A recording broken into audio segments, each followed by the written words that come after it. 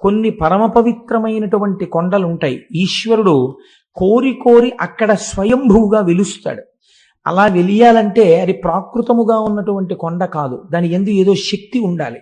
మీరు చూడండి, మనకి ఒక మాట మాట్లాడుతుంటారు, శిలాభోగం స్థలాభోగం అంటారు. శిలాభోగం అంటే ప్రపంచంలో ఎన్నో శిలలు ఉంటాయి. ఏదో ఒక శిలని పట్టుకొచ్చి ఒక ఆయన చెక్కుతాడు, ఓ గుళ్ళో పెడతాడు. దానికి ఎన్ని అభిషేకాలో ఎన్ని పూజలో అది మూర్తి అయిపోయింది, శిలాభోగం. అంతకన్నా గొప్ప మూర్తిని చెక్కి ఇంకో గుళ్ళో పెడతారు, ఆ గుళ్ళోకి వెళ్ళేవాడు ఉండడం.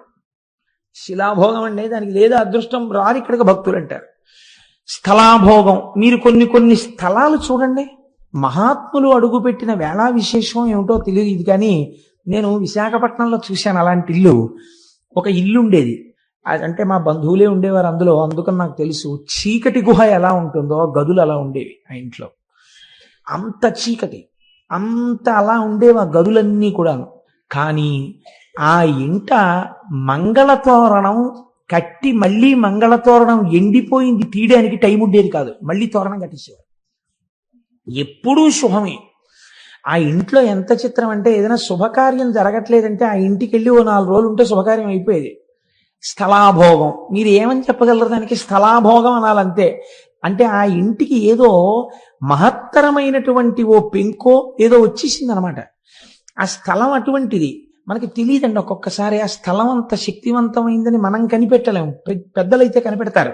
శంకరాచార్యుల వారు పాదచారి అయి నడుస్తున్నప్పుడు ఒకానొక చోట వారు ఎండ నుంచి సేద తీరడం కోసమని కూర్చున్నారు. శ్రీశైలే మల్లికార్జునం, జ్యోతిర్లింగములన్నింటిని గురించి ఒక్కసారి శివమహాపురాణాంతర్గతముగా ప్రస్తావన చేయబడిన విషయమే కనుక ఒక్కసారి దాన్ని పరిశీలన చెయ్యాలి అని అనుకున్నాం.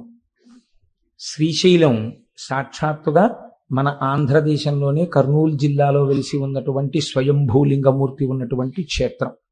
పైగా విశేషించి అష్టాదశ శక్తిపీఠాల్లో శ్రీశైలంలో ఉన్నటువంటి భ్రమరాంబిక అమ్మవారు ఆ తల్లి శక్తిపీఠం. అంత గొప్ప క్షేత్రం.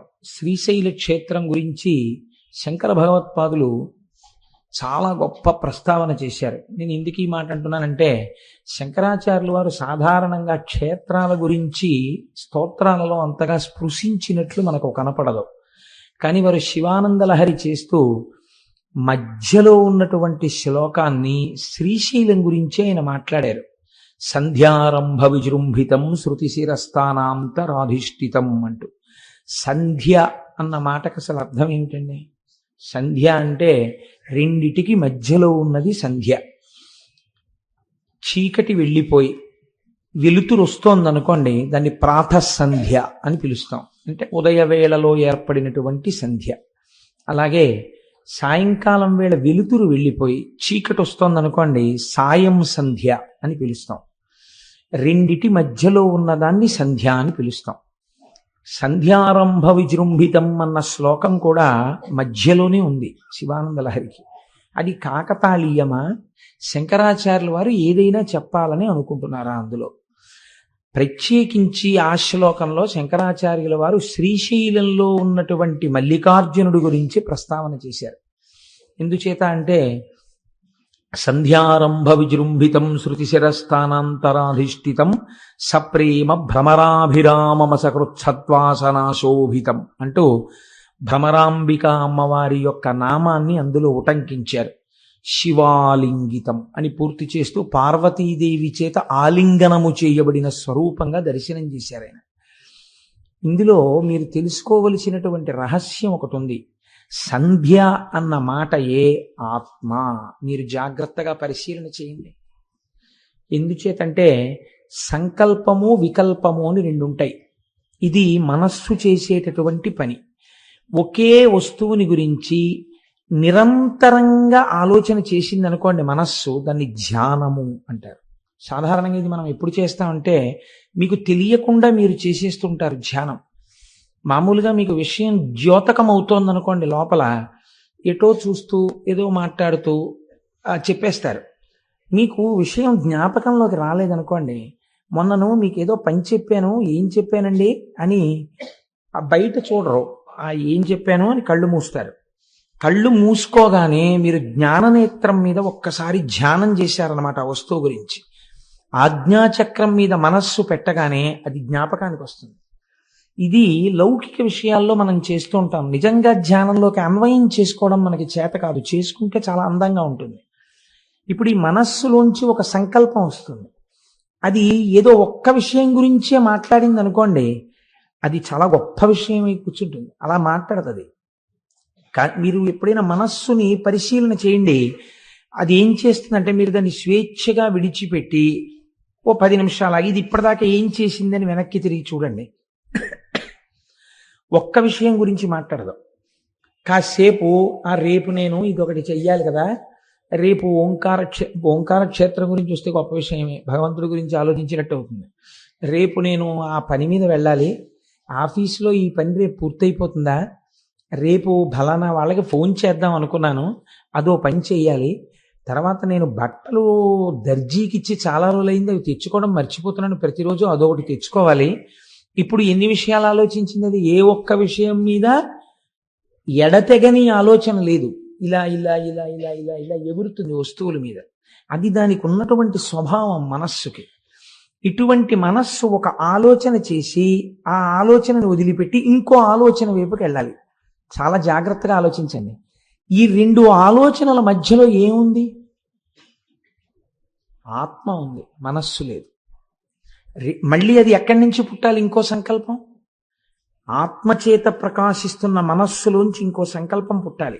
రెండు సంకల్పాల మధ్యలో ఉన్నదేదో అది సంధ్య. ఆ సంధ్య ఆత్మస్వరూపం. ఆ ఆత్మస్వరూపం జ్యోతిర్లింగమైన మల్లికార్జునుడు. కాబట్టి శివానంద లహరిలో మధ్య శ్లోకం సంధ్యారంభ విజృంభితం. అది శంకరాచార్యులు వారి ప్రజ్ఞ. ఎంత గొప్పగా వారు అన్వయం చేశారో చూడండి. ఇటువంటి శ్రీశైల క్షేత్రం మన ఆంధ్రదేశంలో ఉండడం మన అదృష్టం నిజానికి. ఆ ఉన్నటువంటి క్షేత్రము పరమేశ్వరుడు వెలిసినటువంటి కొండ పేరు శ్రీగిరి. మనం ఎవరినైనా గౌరవవాచకంతో పిలవాలి అనుకున్నప్పుడు శ్రీకారం చుడతాం పక్కన. శ్రీ దొరగారు, శ్రీ ఏదో ఇంకొకరు అని శ్రీకారం చుట్టి పిలుస్తాం. ఆ శ్రీకారం వేశామంటే వారిని గౌరవించి పిలిచాము అని. ఈ శైలమునకు ముందేమనుంది? శ్రీశైలము. దాని పేరు శ్రీగిరి. మిగిలిన కొండలు బోలెడన్నున్నాయి. ఏ కొండకైనా ఇలా ఉందా పేరు? ఉంది. దేనికి ఉంది? తిరుమల. తిరుమల కూడా శ్రీశైలమే. అందుకే వరాహ పురాణంలో శ్రీశైలే పూరయిష్యామి కించిత్ కాలాదనంతరం అన్నారు వెంకటేశ్వరుడు. శ్రీశైలములు రెండు. ఒక శ్రీశైలము తిరుమల. తిరు అంటే ద్రవిడ భాషలో గౌరవవాచకం, శ్రీకారం. తిరుమలై, మలై అంటే కొండ. శ్రీశైలము సంస్కృతంలోకి చెప్తే ఇది శ్రీశైలము. అక్కడ కరచరణాదులతో ఉన్నాడు, ఇక్కడ లింగమూర్తిగా ఉన్నాడు, రూపరూపిగా ఉన్నది ఒక్క పరమాత్మే, రెండుగా భాషిస్తున్నాడు. ఇక్కడ ఉన్నటువంటి శ్రీశైలము ఆ కొండ పేరు శ్రీగిరి. ఈ శ్రీగిరి అన్న పేరు ఎందుకు వచ్చింది అంటే దాని గురించి స్థల పురాణం ఒక మాట మాట్లాడింది. ఒక భక్తురాలు నేను ఈ కొండగా మారాలని కోరుకున్నది కాబట్టి ఆమె శైలముగా మారినది అని కాదు. దాని యొక్క తాత్వికమైన రహస్యం వేరు. కొన్ని పరమ పవిత్రమైనటువంటి కొండలు ఉంటాయి. ఈశ్వరుడు కోరి కోరి అక్కడ స్వయంభూగా వెలుస్తాడు. అలా వెలియాలంటే అది ప్రాకృతముగా ఉన్నటువంటి కొండ కాదు, దాని యందు ఏదో శక్తి ఉండాలి. మీరు చూడండి, మనకి ఒక మాట మాట్లాడుతుంటారు, శిలాభోగం స్థలాభోగం అంటారు. శిలాభోగం అంటే ప్రపంచంలో ఎన్నో శిలలు ఉంటాయి. ఏదో ఒక శిలని పట్టుకొచ్చి ఒక ఆయన చెక్కుతాడు, ఓ గుళ్ళో పెడతాడు. దానికి ఎన్ని అభిషేకాలో ఎన్ని పూజలో అది మూర్తి అయిపోయింది, శిలాభోగం. అంతకన్నా గొప్ప మూర్తిని చెక్కి ఇంకో గుళ్ళో పెడతారు, ఆ గుళ్ళోకి వెళ్ళేవాడు ఉండడం. శిలాభోగం అంటే దానికి లేదా అదృష్టం రారు ఇక్కడికి భక్తులు అంటారు.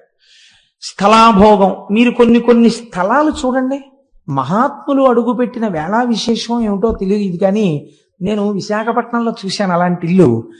ఒక ఇల్లు ఉండేది, అంటే మా బంధువులే ఉండేవారు అందులో, అందుకని నాకు తెలుసు. చీకటి గుహ ఎలా ఉంటుందో గదులు అలా ఉండేవి ఆ ఇంట్లో. అంత చీకటి, అంత అలా ఉండేవి ఆ గదులన్నీ కూడాను. కానీ ఆ ఇంట మంగళతోరణం కట్టి మళ్ళీ మంగళతోరణం ఎండిపోయింది తీయడానికి టైం ఉండేది కాదు, మళ్ళీ తోరణం కట్టించేవారు. ఎప్పుడూ శుభమే.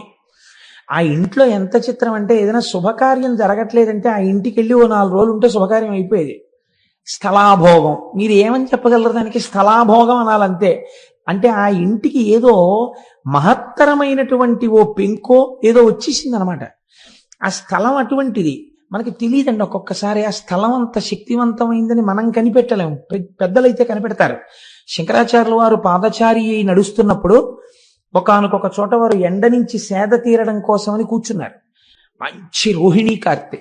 అటువంటి సమయంలో ఒక కప్ప నీటిలోకి దూకలేకపోయింది, ఆ ఎండకి శోషించిపోయింది. పక్కన పుట్టలో ఒక పెద్ద నాగుపాం ఉంది. ఆ నాగుపాం పాకుతూ వచ్చి కప్పని మింగుతుందని శంకరాచార్యుల వారు చూస్తున్నారు. అది పడగ పట్టి ఆ పడగ నీటిలో కప్పకి విశ్రాంతినిచ్చింది. విశ్రాంతి తీసుకున్న కప్ప నీటిలోకి దూకింది. వెంటనే శంకరాచార్యుల వారు అంతర్ముఖులై చూశారు. ఒక నాగుపాం కప్పకి ఎందుకు పడగ పట్టింది, కాబట్టి ఈ స్థలానికి ఏదో ప్రాముఖ్యత ఉండాలి అని. అప్పుడు వారు లోపల అంతర్ముఖులై చూస్తే అది ఋష్యశృంగ మహర్షి తపస్సు చేసిన ప్రదేశం.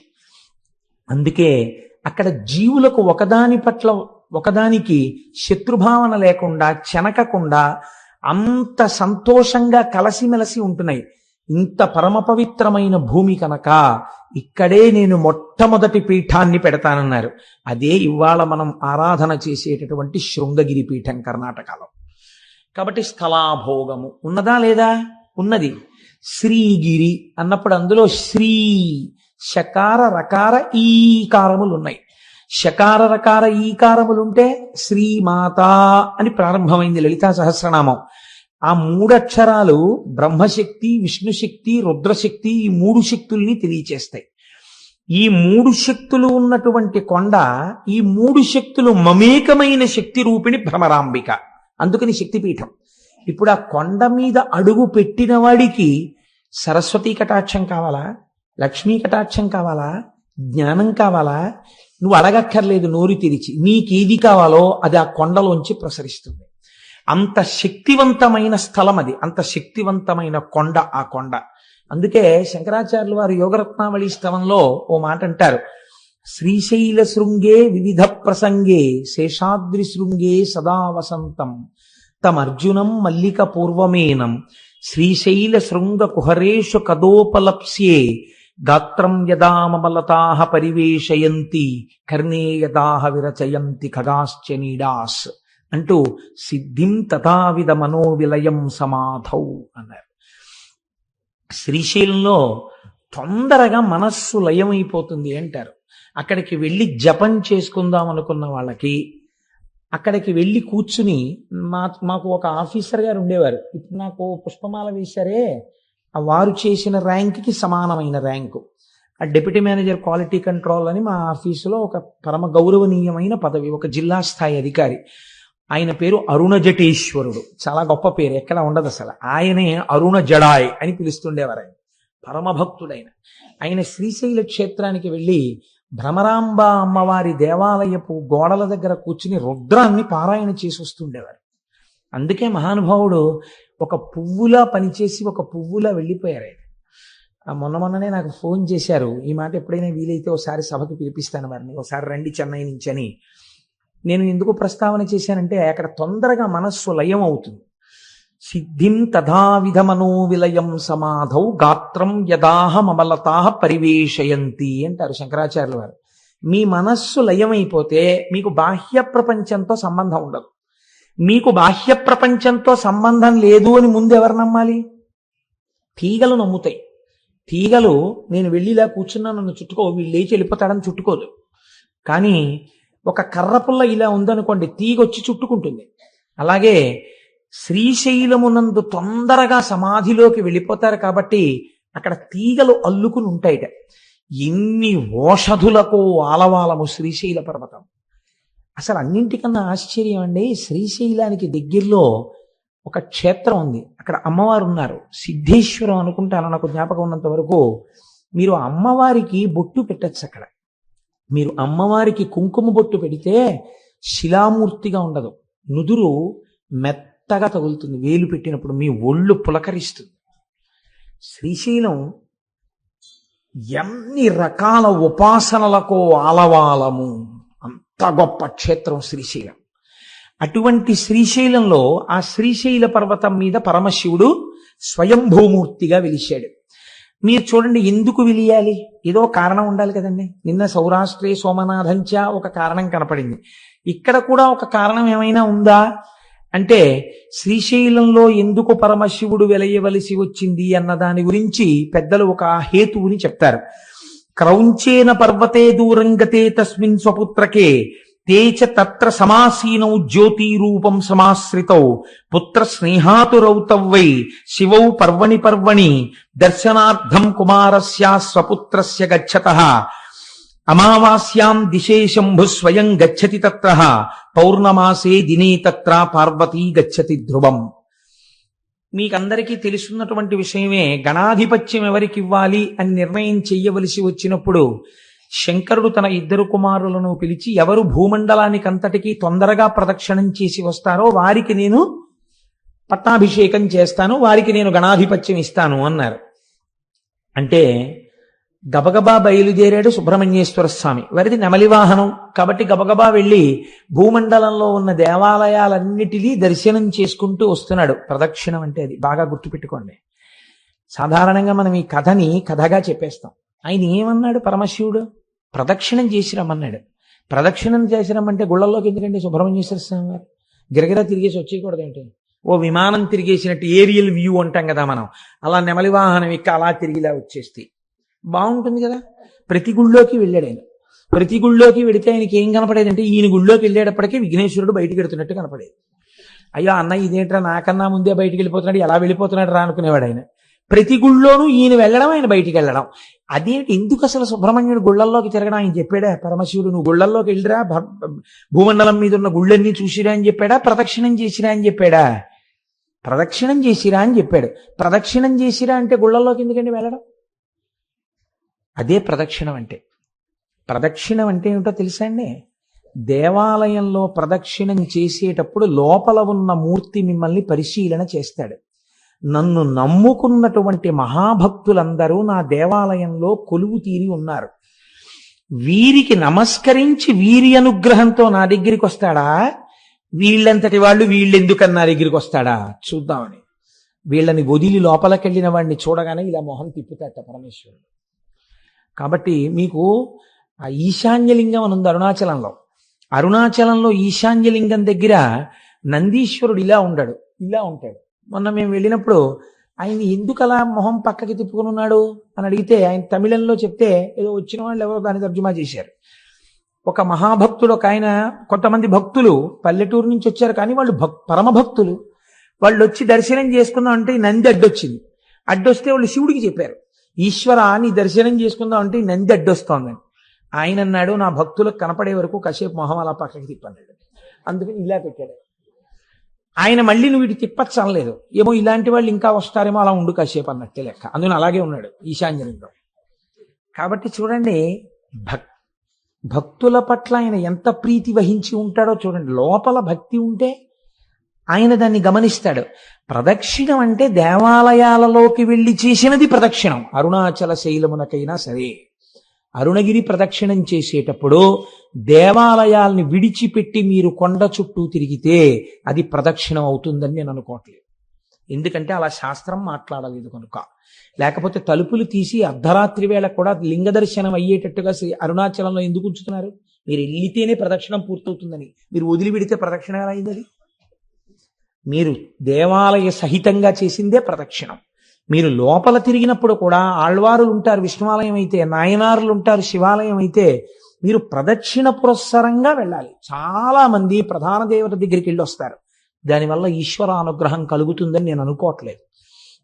మీకు భూమండల ప్రదక్షిణంలో విఘ్నేశ్వరుడు చేసిన ప్రదక్షిణమే దానికి ప్రమాణం. ఇంతలోకి ఆయన పాపం పోన్లే అన్నయ్య కన్నా ముందుకెడతానేమో అని పరిగెత్తాడు కైలాసం దగ్గరికి వచ్చాడు. ఈయన ఏం చేశాడు? గణపతి నిజంగా వెళ్ళారు ఆయన సూక్ష్మంలో మోక్షం అంటారు చూసారా, అటువంటిది ఒకటి చేశాడు. అన్ని వేళలా చెయ్యకూడదు. ఎప్పుడు నిజంగా మీరు చేయలేరో అప్పుడు చెయ్యాలి దాన్ని. శ్రీరామ రామ రామేతి రమే రామే మనోరమే సహస్రనామ తత్తుల్యం రామనామ వరాననే నిజమే. శ్రీరామ శ్రీరామ శ్రీరామ అంటే విష్ణు సహస్రం చెప్పినట్టు. అందుకని పూజంతా మానేసి 3 మాటలని వెళ్ళిపోతానంటే కుదరదు. నిజంగా మీకు అంత టైం లేని పరిస్థితి వచ్చినప్పుడు శ్రీరామ శ్రీరామ శ్రీరామనమని, పాపం నెమలి వాహనము లేదు, స్థూలకాయం, ఎలక వాహనం, నేను తిరగలేనేమో అనుకుని అన్ని విధాలా బేరీజు వేసుకున్నప్పుడు ఆయన ఏం చేశాడంటే, నాన్నగారు తల్లిదండ్రులకు చేసినటువంటి ప్రదక్షిణం భూమండలానికి చేసిన ప్రదక్షిణంతో సమానం, కాబట్టి నేను మీకే ప్రదక్షిణం చేసి మీకే నమస్కరిస్తున్నాను, అశక్తుడను కనుక. ఈయన అశక్తుడే, అలా సుబ్రహ్మణ్యుడితో సమానంగా వెళ్ళడానికి ఎవరు అంగీకరించాలి? సర్వజ్ఞుడైన శంకరుడు అంగీకరించాలి. ఈ బుద్ధి కుశలత ప్రదర్శించాడు, గణాధిపత్యం ఇచ్చారు. చిన్న పిల్లలకి మంకుతనం ఉంటుంది కదండి, అందులో నువ్వు ఓడిపోయావురా అన్నారు అనుకోండి, చాలా బాధగా ఉంటుంది. అంతవరకు ఎందుకంటే ఓ బస్సులో ఆడపిల్లలు మగపిల్లలు కలిసి వెళ్తున్నప్పుడు అంత్యాక్షరి పెట్టి గెలిచారని మగపిల్లలకి ప్రైజ్ ఇస్తే పెద్ద అలరైపోతుంది. ఆడపిల్లలకి ఇస్తే మగపిల్లలందరూ మొహాలు ముడిచేసుకున్నారు మేమన్నా వెళ్ళినప్పుడు. అదో ముచ్చట అనుకోండి. ఎందుచేత అంటే ఓడిపోయావు అనేటప్పటికీ అది జీర్ణం కాదు, ఆ మాట వాళ్ళు అంగీకరించలేదు. అందుకే మనం ఇంగ్లీష్లో దానికి ఒక చమత్కారమైన మాట రన్నర్స్ అప్ అని పెట్టారు. ఏమిటో ఓడిపోయిన వారు అని అనకుండా, ఇదేంటి వీరిని గెలిచిన వారు వారు, వారిని గెలిపించిన వారు వీరు అని ప్రైజ్ ఇచ్చారనుకోండి, బహుశా సంతోషిస్తారేమో, ఓ మర్యాద ఉంది కాబట్టి. కనుక ఇప్పుడు సుబ్రహ్మణ్యుడు ఓడిపోయాడు, పెద్ద ఆయన గెలిచాడు, అందుకని వాడికి నేను పట్టాభిషేకం చేస్తున్నాను రా అన్నారు. అంటే అది అంగీకరించలేని అజ్ఞాని సుబ్రహ్మణ్యుడు కాడు. కానీ నాన్నగారు ఎలా అయినా ఈ ధర్మ సూక్ష్మం ఒకటి ఉంది శాస్త్రంలో అని చెప్పేసి అంగీకరించేసి ఆ అన్నయ్యకి చేసేశారు. అన్నయ్యకి చేసేశారని ఆయన బాధ కాదండో, అన్నయ్యకి చేసేశారని బాధ అయితే రావణాసురుడు కుబేరుడి మీద యుద్ధానికి వెళ్ళినట్టు యుద్ధానికి వెళ్ళాలి. ఆయనకి అది కాదు బాధ. ఓటమి వలన కలిగినటువంటి చిన్ని అక్కసు. చంటి పిల్లాడు కదండి సుబ్రహ్మణ్యుడు అంటే, ఆ మాత్రం లేకపోతే అందమే ఉంటుందండి పిల్లల దగ్గర. 70 ఏళ్ళు వచ్చినా పిల్లాడు అమ్మ దగ్గరికి వెళ్ళినప్పుడు అమ్మే, నాన్నగారి దగ్గరికి వెళ్ళినప్పుడు నాన్నగారే. పిల్లలు తల్లిదండ్రుల దగ్గర అలాగే ఉంటారు. అందుకని చిన్న కోపం వచ్చింది, కోపం వచ్చి నేను వెళ్ళిపోతున్నానని వెళ్ళిపోయాడు. ఎక్కడికి వెళ్ళిపోయాడు? ఎక్కడికి వెళ్ళిపోయినా తెలుస్తుంది వాళ్ళకి. వాళ్ళకి తెలియదేంటి సర్వజ్ఞులు పార్వతీ పరమేశ్వర్లు కనుక చూశారు ఎక్కడికి వెళ్ళాడు వీడని. ఇంట్లో ఫంక్షన్ అయిపోయింది, పట్టాభిషేకం. ఓసారి వీడి దగ్గరికి వెడదాం రమ్మని కబురు చేశారు. రే నాన్న వచ్చి, అదేమిట్రా, నేను రాను అన్నాడు. పిల్లలు చూడండి మూతి పుడుచుకుని వీధరి మీద ఎక్కి కూర్చుంటారు. నేను రాని ఇంట్లోకి అంటారు. తండ్రి 2 రెక్కలు ఎత్తి తీసుకొచ్చేయగలడు ఇంట్లోకి, కానీ అలా తీసుకురాడు. వెళ్ళి చాలా బతిమాలతాడు. అందులో ఏముంది? తండ్రి ఓటం ఉందా? తండ్రితనం ఉంది, తల్లితనం ఉంది కదండి. ఇప్పుడు మీకు శ్రీశైల క్షేత్రం వింటే ఏమర్థం అవుతోంది? శివలింగాన్ని చూడగానే మీకు ఎంత పులకరింత రావాలి, నువ్వు మా తండ్రివి. అందుకని కదా ఇంత బతిమాలడమా సుబ్రహ్మణ్యుడి కోసం. అందుకని పార్వతీ పరమేశ్వరులు ఇద్దరూ కైలాస పర్వతం నుంచి సుబ్రహ్మణ్యుడి కోసం వచ్చారు. చూడండి, ఈ అరుగు మీద పిల్లాడు కూర్చుంటే దెబ్బలాడిన నాన్నగారి మీద కోపం వచ్చి పిల్లాడు అక్కడ కూర్చుంటే నాన్నగారు వెళ్ళి ఇలా పక్కన కూర్చుని ఏదో చెప్దాం అనుకునే వాళ్ళకి వాళ్ళు లేచి మళ్ళీ ఈ అరుగు మీదకి వెళ్ళిపోతాడు. అలా సుబ్రహ్మణ్యుడు ఓ 24 క్రోసులు ముందుకు వెళ్ళిపోయాడు. వెళ్ళిపోతే శంకరుడు ఎక్కడికి వెళ్ళి కూర్చున్నాడు? ఆయన వెళ్ళి మల్లెతీగల చేత చుట్టుకోబడినటువంటి ఒక అర్జున వృక్షం కింద ఆయన కూర్చున్నాడు. ఆయన వెడితే అమ్మగారు ఊరుకుంటుంది ఏంటి? ఆవిడ మహాపతివ్రత. ఆవిడ కూడా గబగబా వెళ్ళింది పక్కకి. వెళ్ళి ఆవిడ కూర్చుంది. ఏమిటండి వీడు మంకుతనం? మీ అంతటా ఆయన అసలు ఏం బొత్తిగా బుద్ధి లేదేం, చిన్నవారా చితకవారా? ఏమిటి మీ పెద్దరికని తెలుసుకోకుండా ఇప్పుడు మీరే బతిమాలు వస్తే వాడు వెళ్ళిపోవడం ఏమిటి అంది. పోన్లేదు పిల్లాడు అన్నారు. అని మొట్టమొదట అమావాస్య రాగానే చీకటి కదా, కొత్త ప్రదేశం కదా, ఒక్కడు ఎలా ఉన్నాడో ఏమిటో అని ముందు శంకరుడు వెళ్ళాడు. వెళ్ళి అయిపోయింది, అప్పటికి ఆలక తీరిపోయింది. వెళ్ళిపోయి అదే దండాయుధపాణి అంటారు. వెళ్ళి ఆ పిల్లాడి దగ్గర కూర్చుని, ఏంట్రా నాన్న ఇలా వచ్చావు అంటే అప్పటికి ఆయన మహాజ్ఞానిగా నిలబడ్డాడు. అంటే కోపం పోయింది. ఆ క్షేత్రం మనం దర్శనం చేస్తాం. అందుకే ఈయన అమావాస్య నాడు వెళ్ళి దర్శనం చేసి వస్తారు. ప్రతి పౌర్ణమి నాడు అమ్మవారు వెళ్ళి దర్శనం చేసి మళ్ళీ వస్తుంటుంది శ్రీశైలానికి. పిల్లాడికి దగ్గరలో ఉన్నామనిపించుకోవడానికి అక్కడే ఉండి చక్కగా ఇద్దరిని చూస్తూ సుబ్రహ్మణ్యుణ్ణి చూసుకుంటూ ఎలాగో వచ్చాం కదా ఈ క్షేత్రానికి, ఇక్కడ చక్కగా ఈ మల్లె చెట్టు కిందకు వచ్చాం కదా అని పిలిచారు. ఎవరు ప్రార్థించారని పిలిచారు? ఇందులోనే మీరు శ్రీశైలానికి సంబంధించినటువంటి ఒక గొప్ప రహస్యాన్ని పట్టుకోవాలి. సుబ్రహ్మణ్యుడు అలిగితే తండ్రితనం చూపించి వచ్చాడైన, సుబ్రహ్మణ్యుడు అలిగితే తల్లితనం చూపించి వచ్చాడైన. మీరు కూడా అలక చేతనో అజ్ఞానం చేతనో అబ్బెబ్బే భగవంతుడు ఎక్కడండి, అన్నీ నేనే ఈ శరీరం చూపించుకుని భగవంతుడికి దూరం అయిపోయాం మనం కూడా కదండి. ఇలా దూరం అయిపోయిన వాళ్ళు ఎవరైనా ఉంటే వాళ్ళ దగ్గరికి నేనే వెళ్ళిపోతానని చెప్పొచ్చి ఆయన శ్రీశైలంలో కూర్చున్నాడు. దూరమైపోయిన వాళ్ళని వెతుక్కుంటూ ఆయన వస్తే ఆయన మా అమ్మా నాన్నగారు అక్కడ కూర్చున్నారు అనుకుని మీరే శ్రీశైలం వెళ్ళారనుకోండి, ఎంత సంతోషపడిపోతాడండి. నా పిల్లలు చూడవే, కడుపున పుట్టిన వాడికన్నా వీళ్ళు నా పిల్లలే చూడు, నా కోసం వచ్చాడు అని పొంగిపోతాట. అందుకే శ్రీశైల మల్లికార్జునుడిది ధూళి దర్శనం.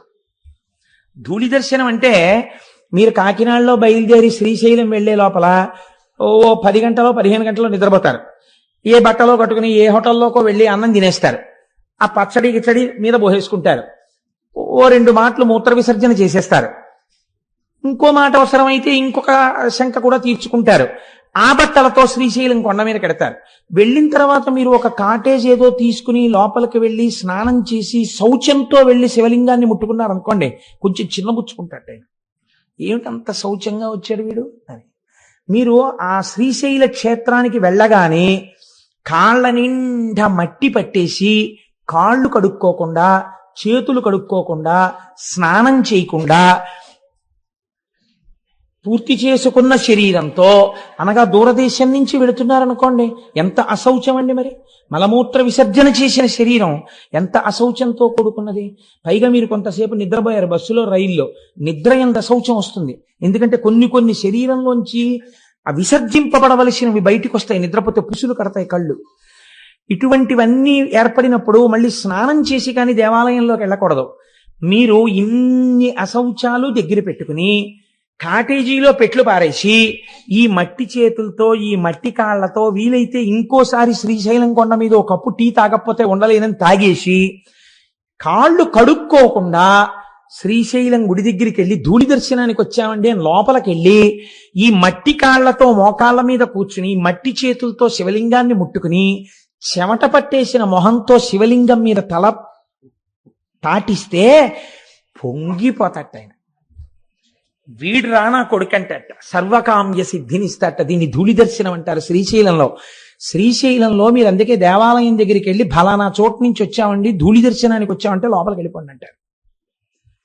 నేను ఎన్నో మాటలు శ్రీశైలంలో అలా ధూళి దర్శనం చేశాను. కాబట్టి ధూళి దర్శనం శ్రీశైలంలో చెయ్యాలి. ఎందుకు చెయ్యాలి అంటే, ఉదాహరణకి అంటే మీకు అర్థం అవడం కోసం చెప్తున్నాను సుమండి. 10 మాటలు కోటేశ్వరరావు ఎందుకు స్వవిషయం ప్రస్తావన చేస్తాడు అని మీరు అనుకోకండి. నా కొడుకు ఎక్కడో దూరంగా ఉండి చదువుకుంటున్నాడు అనుకోండి, ఒక రాత్రంతా బెర్త్ మీద నిద్రపోయి ముందు రోజు 3 గంటలకి రైలు ఎక్కి ఏ రైల్వే స్టేషన్లో కనపడినటువంటి పదార్థమో ఎడం చేతిలో పెట్టుకుని కుడి చేత్తో తినేసి అవన్నీ మీద పడిపోయిన చట్నీ మరకలతోటి ఆ చెమట పట్టేసిన మొహంతోటి ఆ రైలు దిగి అనుకోకుండా వాడి ఇంటికి వచ్చి తలుపు కొడితే నేను వెళ్ళి ఇలా తలుపు తీశాను అనుకోండి, తలుపు తీస్తే నా కొడుకు కనపడ్డాడు అనుకోండి, ఏమిట్రా ఇలా వచ్చావు అనుకోకుండా అన్నాను అనుకోండి, నాన్నగారండి నాకు గత వారం మీరు కల్లోకి వచ్చారు నాన్నగారండి, అందుకని 2 రోజులు అనుకోకుండా సెలవులు వచ్చాయి, ఇక్కడ ఏదో స్థానికంగా ఎన్నికలు జరుగుతున్నాయి, సెలవులు ఇచ్చారు, మిమ్మల్ని చూడాలనిపించి వచ్చేసాను నాన్నగారండి అన్నాడు అనుకోండి. అని నా కొడుకు నన్ను గట్టిగా పట్టుకున్నాడు అనుకోండి, నేను కూడా పుత్రగాత్ర పరిష్వంగం అని సంతోషంగా వాడిని నాన్న కల్లోకి వచ్చావా ఇంత కష్టపడి అని కౌగిలించుకుంటానా? దూరం స్నానం చేసిరా అంటానా? కౌగిలించుకుంటానంతే. తండ్రిగా మీకే ధూళి దర్శనం ఉంది కదండి. అంత దూరం నుంచి వచ్చిన కొడుకుని చూడగానే మురిసిపోయి కౌగిలించుకుంటున్నారే, శ్రీశైలలింగమునందు తండ్రితనం ఉంది. అందుకే మీరు అడిగారని రాలేదు, మీకోసం ఆయన వచ్చాడు. జగత పితరౌ వందే పార్వతీ పరమేశ్వరవు ప్రతిరోజు వస్తాడు. అసుర సంధ్య వేళలో భూమండలం మీద నుంచి వెడుతుందిట నందివాహనం. అందుకే ఆ సమయమునందు చెయ్యకూడని పనుల జాబితా కొన్ని చెప్పింది శాస్త్రం. మీరు భాగవతంలో విన్నారు, పునః ప్రస్తావన అక్కర్లేదు. అటువంటి సమయంలో శ్రీశైల పర్వతం మీద మాత్రం ఒక్కసారి దిగుతాట పరమాత్మ. అంత పరమ పవిత్రమైన సమయంలో మీరు శ్రీశైలంలో ఉండి నిజంగా శ్రీశైల దేవాలయంలో కూర్చుని ఆ సమయంలో శివాష్టోత్తర శతనామ స్తోత్రాన్ని మీరు చదువుకుంటున్నారు అనుకోండి. చదువుకుంటుంటే అక్కడ దిగిన పరమాత్మ ఎంత పరవశించిపోతాడు. ఇన్ని పేర్లు పెట్టి నన్ను పిలుస్తున్నాడు రావిడని. గుళ్ళో అక్కర్లేదు, మీరు ఏ కాటేజ్లో కూర్చుని చదివినా సరే మీ జన్మ చరితార్థం అయిపోయినట్టే. అందుకే శ్రీశైలంలో వెలిసినటువంటి పరమాత్మ ఒకరి ప్రార్థన చేత వెలియలేదు, స్వయంభూగా తనంత తాను వెలిశాడు. ఎందుకు వెలిశాడు? మీకు నాకు తల్లిగా తండ్రిగా వెలిశాడు ఆయన. అందుచేతనే అక్కడ ధూళి దర్శనం ఇచ్చాడు. అందరికన్నా చేతకాని వారెవరో వారి చేత పూజలు అందుకుంటాడు. తెలుసా అండి? ఇప్పుడంటే లేదండి. ఇప్పుడు ఒక్కొక్కటి మోడర్నైజ్ అయిపోయి దేవాలయాలు కూడా కొంచెం ఇదిగా ఉంది. కానీ నేను ఒకనొకప్పుడు ఇంటర్మీడియట్ చదువుకునే రోజుల నుంచి, అనగా ఇంచుమించు 1973-75 ప్రాంతాల నుంచి శ్రీశైలం వెళ్ళినటువంటి సందర్భాలలో సుప్రభాత దర్శనం కోసమని వెంపర్లాడి పరిగెత్తేవాడిని. ఆ రోజుల్లో చెంచులు వచ్చేవారు. చెంచులు వచ్చి ఎంతంత డప్పు నిజంగా. నేను నా భార్య నా పెళ్ళయిన తర్వాత కూడా అస్తమానం శ్రీశైలం వెళ్ళేవాళ్ళం. పెద్ద డప్పులు, ఇంతంత డప్పులు పట్టుకొచ్చి పెట్టుకుని అర్చక స్వాములు ప్రాతస్మరామిగ ననాద మనాద బంధుం సింధూరపూరప దిశోభిత గండ యుగ్మం ఉద్దండ విఘ్న పరిఖండ నచండ దండ మాఖండలాది సురనాయక బృందవంద్యం అన్న సుప్రభాతం చదివి తెర తీసి శివలింగ దర్శనం అయ్యే ముందు ఎవ్వరూ చూడకండి, ముందు దర్శనం నందికే నందికే నందికే అని చెప్పేవారు. తెర తీయగానే నిజంగా ఈ చెంచులు ఆనందంతో వాయించేవారు. వెన్నుపాములోంచి పులకరింతలు వచ్చేసేవి నిజంగా ఆ వాయిద్యాలు వింటుంటే. అంత సంతోషంతో మల్లన్న మల్లన్న ఓ చెవిటి మల్లన్న, మల్లన్న మల్లన్న ఓ చెవిటి మల్లన్న నడిచేవారు. ఆయనకి అదో పేరండి, చెవిటి మల్లన్న నడిస్తే పొంగిపోతాట. శ్రీశైలం వెళ్ళి భగవంతుడికి ఏమైనా మంచి పేర్లు ఉంటాయి. ఓ శివ అంటారు, ఓ శంకర అంటారు. చెవిటి మల్లన్న ఏమిటండి? అక్కడికి వెళ్ళోసారి ఓ చెవిటి మల్లన్న విన్నావా అంటే పొంగిపోతాట ఆయన. ఆయనకి అదో పేరు శ్రీ మల్లికార్జునుడికి. ఎక్కడైనా విన్నారా మీరు ఇటువంటి చేష్టతో? ఏమిటి సౌలభ్యం పరమాత్మది అంటే, ఒక భక్తుడొకడు నువ్వు నన్ను రక్షించి కాపాడు సుమా అన్నాడు. ఏమీ తెలియని అమాయకపు భక్తుడు. అలాగే ఉంది శివలింగం. బయటికి వచ్చి మళ్ళీ చెప్పాడు, నేను చెప్పింది విన్నావా, నిన్ను నమ్ముకుని వచ్చాను తండ్రివని, చెయ్యాలి సుమా అన్నాడు. అలాగే ఉంది శివలింగం. విన్నాడా అని అనుమానం వచ్చింది. లోపలికి జనం వెళ్తున్నారు వస్తున్నారు, నేను చెప్తున్నాను విన్నాడంటావా, ఓ చెవిటి మల్లన్నో విన్నావా అన్నాడు. వెంటనే బాబాయ్ వీడు ఇంకో మాట అనకుండా తీర్చేద్దామని ఆ కోరిక తీర్చేసేట. అప్పటి నుంచి ఇప్పటి వరకు చెవిటి మల్లన్న అన్న బాబాయ్ విన్నాను రో అంటట. తండ్రిని చూడండి మీరు, తండ్రి మహాప్రాజ్ఞుడు, అందరి చేత నమస్కరింపబడేవాడు, లోకపూజితుడు. అటువంటి తండ్రి కుర్చీలో కూర్చుని ఉంటాడు. ఆయనతో మాట్లాడడానికి పెద్దలైన వారు వచ్చి గదిలో కూర్చుని ఉంటారు. వాళ్ళతో మాట్లాడుతుంటాడు. ఓ 3 ఏళ్ల మనవడు, వాడికి ఏం తెలియదు, వచ్చి తాతగారండి తాతగారండి అంటే, లేకపోతే కొడుకు అనుకోండి పోని, నాన్నగారండి నాన్నగారండి నాన్నగారండి అని పిలుస్తాడు. ఉండు ఉండు మాట్లాడుతున్నాను కదా కాసేపు అలా ఉండు అంటాడు తండ్రి. వాడు చూసి తండ్రి ఎంతకీ వింటలేదని ఆ కుర్చీ మించి మెల్లిగా ఏదో కొండెక్కేసినట్టుగా పొడుగాటి కాలు మించి తొడ మీదకి ఎక్కేసి ఇలా కంఠం పట్టుకు నిలబడితే పడిపోతామని తండ్రి ఇలా వాడి నడుం చుట్టూ చెయ్యేసి పట్టుకుంటే ఆయన చెవులో పెట్టి వేలు నాన్నగారండి నాన్నగారండి అని ఆయన మొహం పెట్టుకుని ఇలా అడ్డొచ్చేసి నాన్నగారండి నాన్నగారండి ఉండు నాన్న మాట్లాడుతున్నానా అంటాడు తండ్రి. అంటుంటే ఆఖరికి నాన్నగారండి అని ఇలా కొడతారు. బా ఏమిట్రా అంటాడు తండ్రి. అంతేగాని పోలీస్ స్టేషన్లో కేసు ఎట్టేస్తాడు ఏంటి? ఏమిటి అంటే నీకు చెప్పింది వినరే అంటాడు వాడు. సరే చెప్పు ఏమిటి? ఇంతమందిలో వాడు అంటాడు, ఇందాక నుంచి చెప్పాను మీరు వింటే కదా చూడా అంటే, పోన్లేరా చెవుడు చెప్పు ఏమిటి అంటే, మీరు నాకు జామకాయ తెస్తానన్నారు సాయంకాలం, తెస్తాను తప్పకుండా తీసుకొస్తాను, దిగు వెళ్ళు మీ అమ్మ దగ్గరికి అంటే. అంతేగాని తండ్రి కోపగించేసుకున్నాడా, పోలీస్ స్టేషన్లో కేసు ఎట్టాడా, లేకపోతే తిరిగి కొట్టేశాడా? తండ్రితనం శ్రీశైలంలో కూడా అంతగా ఉంటుంది. సామాన్యమైన తండ్రికే అంత ప్రేమ ఉంటే మా స్వామి శ్రీశైల మల్లికార్జునుడికి ఎంత ప్రేమ ఉంటుందండి. తెలిసున్నవాడు అలా పిలవకూడదు. నా స్వామి పలకగలడని తెలిసి కూడా వెళ్ళి చెవిటి మల్లన్నోయ్ అనకూడదు. కొడుకు పెద్దవాడయ్యాడు, 25 ఏళ్లవాడు అయ్యాడు. నాన్నగారు పెద్దలతో మాట్లాడుతున్నారు, వాళ్ళు మాట్లాడి వెళ్ళిపోయిన తర్వాత నాన్నగారికి చెప్దాం అనుకోవాలి. అంతేగాని 25 ఏళ్ళు ఒంటికొచ్చి కూడా 2 ఏళ్లప్పుడు నువ్వు నన్ను చెవుడా అన్నావురా అన్నాడని 25 ఏళ్ళు వచ్చినా 10 మందిలోకి వచ్చి మీకు చెవుడా అంటాడా? వాడు నా కోసం వచ్చినవాడు, ఎంత నా మీద ప్రేమ ఉన్నవాడు. కాబట్టి అలా వచ్చిన వాడిని గురించి ప్రత్యేకం రాయండి ఖాతాలో. శ్రీశైలం వచ్చాడంటే నేను ఒకటి ప్రార్థనను అనుసరించి రాలేదు, తండ్రిగా వచ్చి కూర్చున్నాను. నేను తండ్రినని నా కోసం వాడంత శ్రమపడి డబ్బు ఖర్చు పెట్టుకుని వచ్చాడు, మరి ప్రత్యేకం రాయొద్దు వాడి పేరు. గబుక్కుని చిత్రగుప్తుడి కంప్యూటర్లో ఏమైనా పొరపాట్లు పడిపోతాయేమో, నాన్న నువ్వే అక్కడ కూర్చో, జాగ్రత్తగా రాయ్, వ్యాసుడు చెప్పేస్తుంటే నీ దంతాన్ని విరగ్గొట్టి ఏకదంతం శూర్పకర్ణం అని పేరు పెట్టుకుని అంత పెద్ద భారతాన్ని ఒక్క తప్పు లేకుండా రాశావు కదా, చక్కగా అక్కడ కూర్చుని శ్రీశైలం వచ్చిన వాళ్ళ పేర్లన్నీ చెప్తారు, గోత్రం పేరు చక్కగా రాయినాన్న అని చెప్పింది అమ్మవారు. అమ్మవారు ఏం చెప్తే చేస్తారు. ఆ కొడుకులు ఇద్దరు మంచి కొడుకులు, విన్నారు కదా మన మూక పంచశతిలో. అదే మూకశంకరులు అడిగారు, నీకు ఎవరి మీద కావాలమ్మా నీ కారుణ్యం? కొడుకులు ఇద్దరు వృద్ధిలోకి వచ్చేశారు, భర్త మహానుభావుడు లోక పూజితుడు, ఇంకా కారుణ్యం నీ బిడ్డలకక్కల్లా నీ భర్తకక్కల్లా, ఇంకెవరికి మా మీద ఉలకబోస్తాయన్నారండి. అలా అమ్మవారు ఎంత కారుణ్యమూర్తి అక్కడ పెట్టింది ఆయన్ని, నువ్వు రాయిరా అబ్బాయి అయింది. అందుకే మనం రవి సుధాకరవన్నిలోచన రత్నకుండల భూషిణి ప్రవిలమంబుగమమ్మునేలిన భక్త జన చింతామణి అని ఆ భ్రమరాంబికాష్టకం చేస్తూ ఓ మాట చెప్తాం.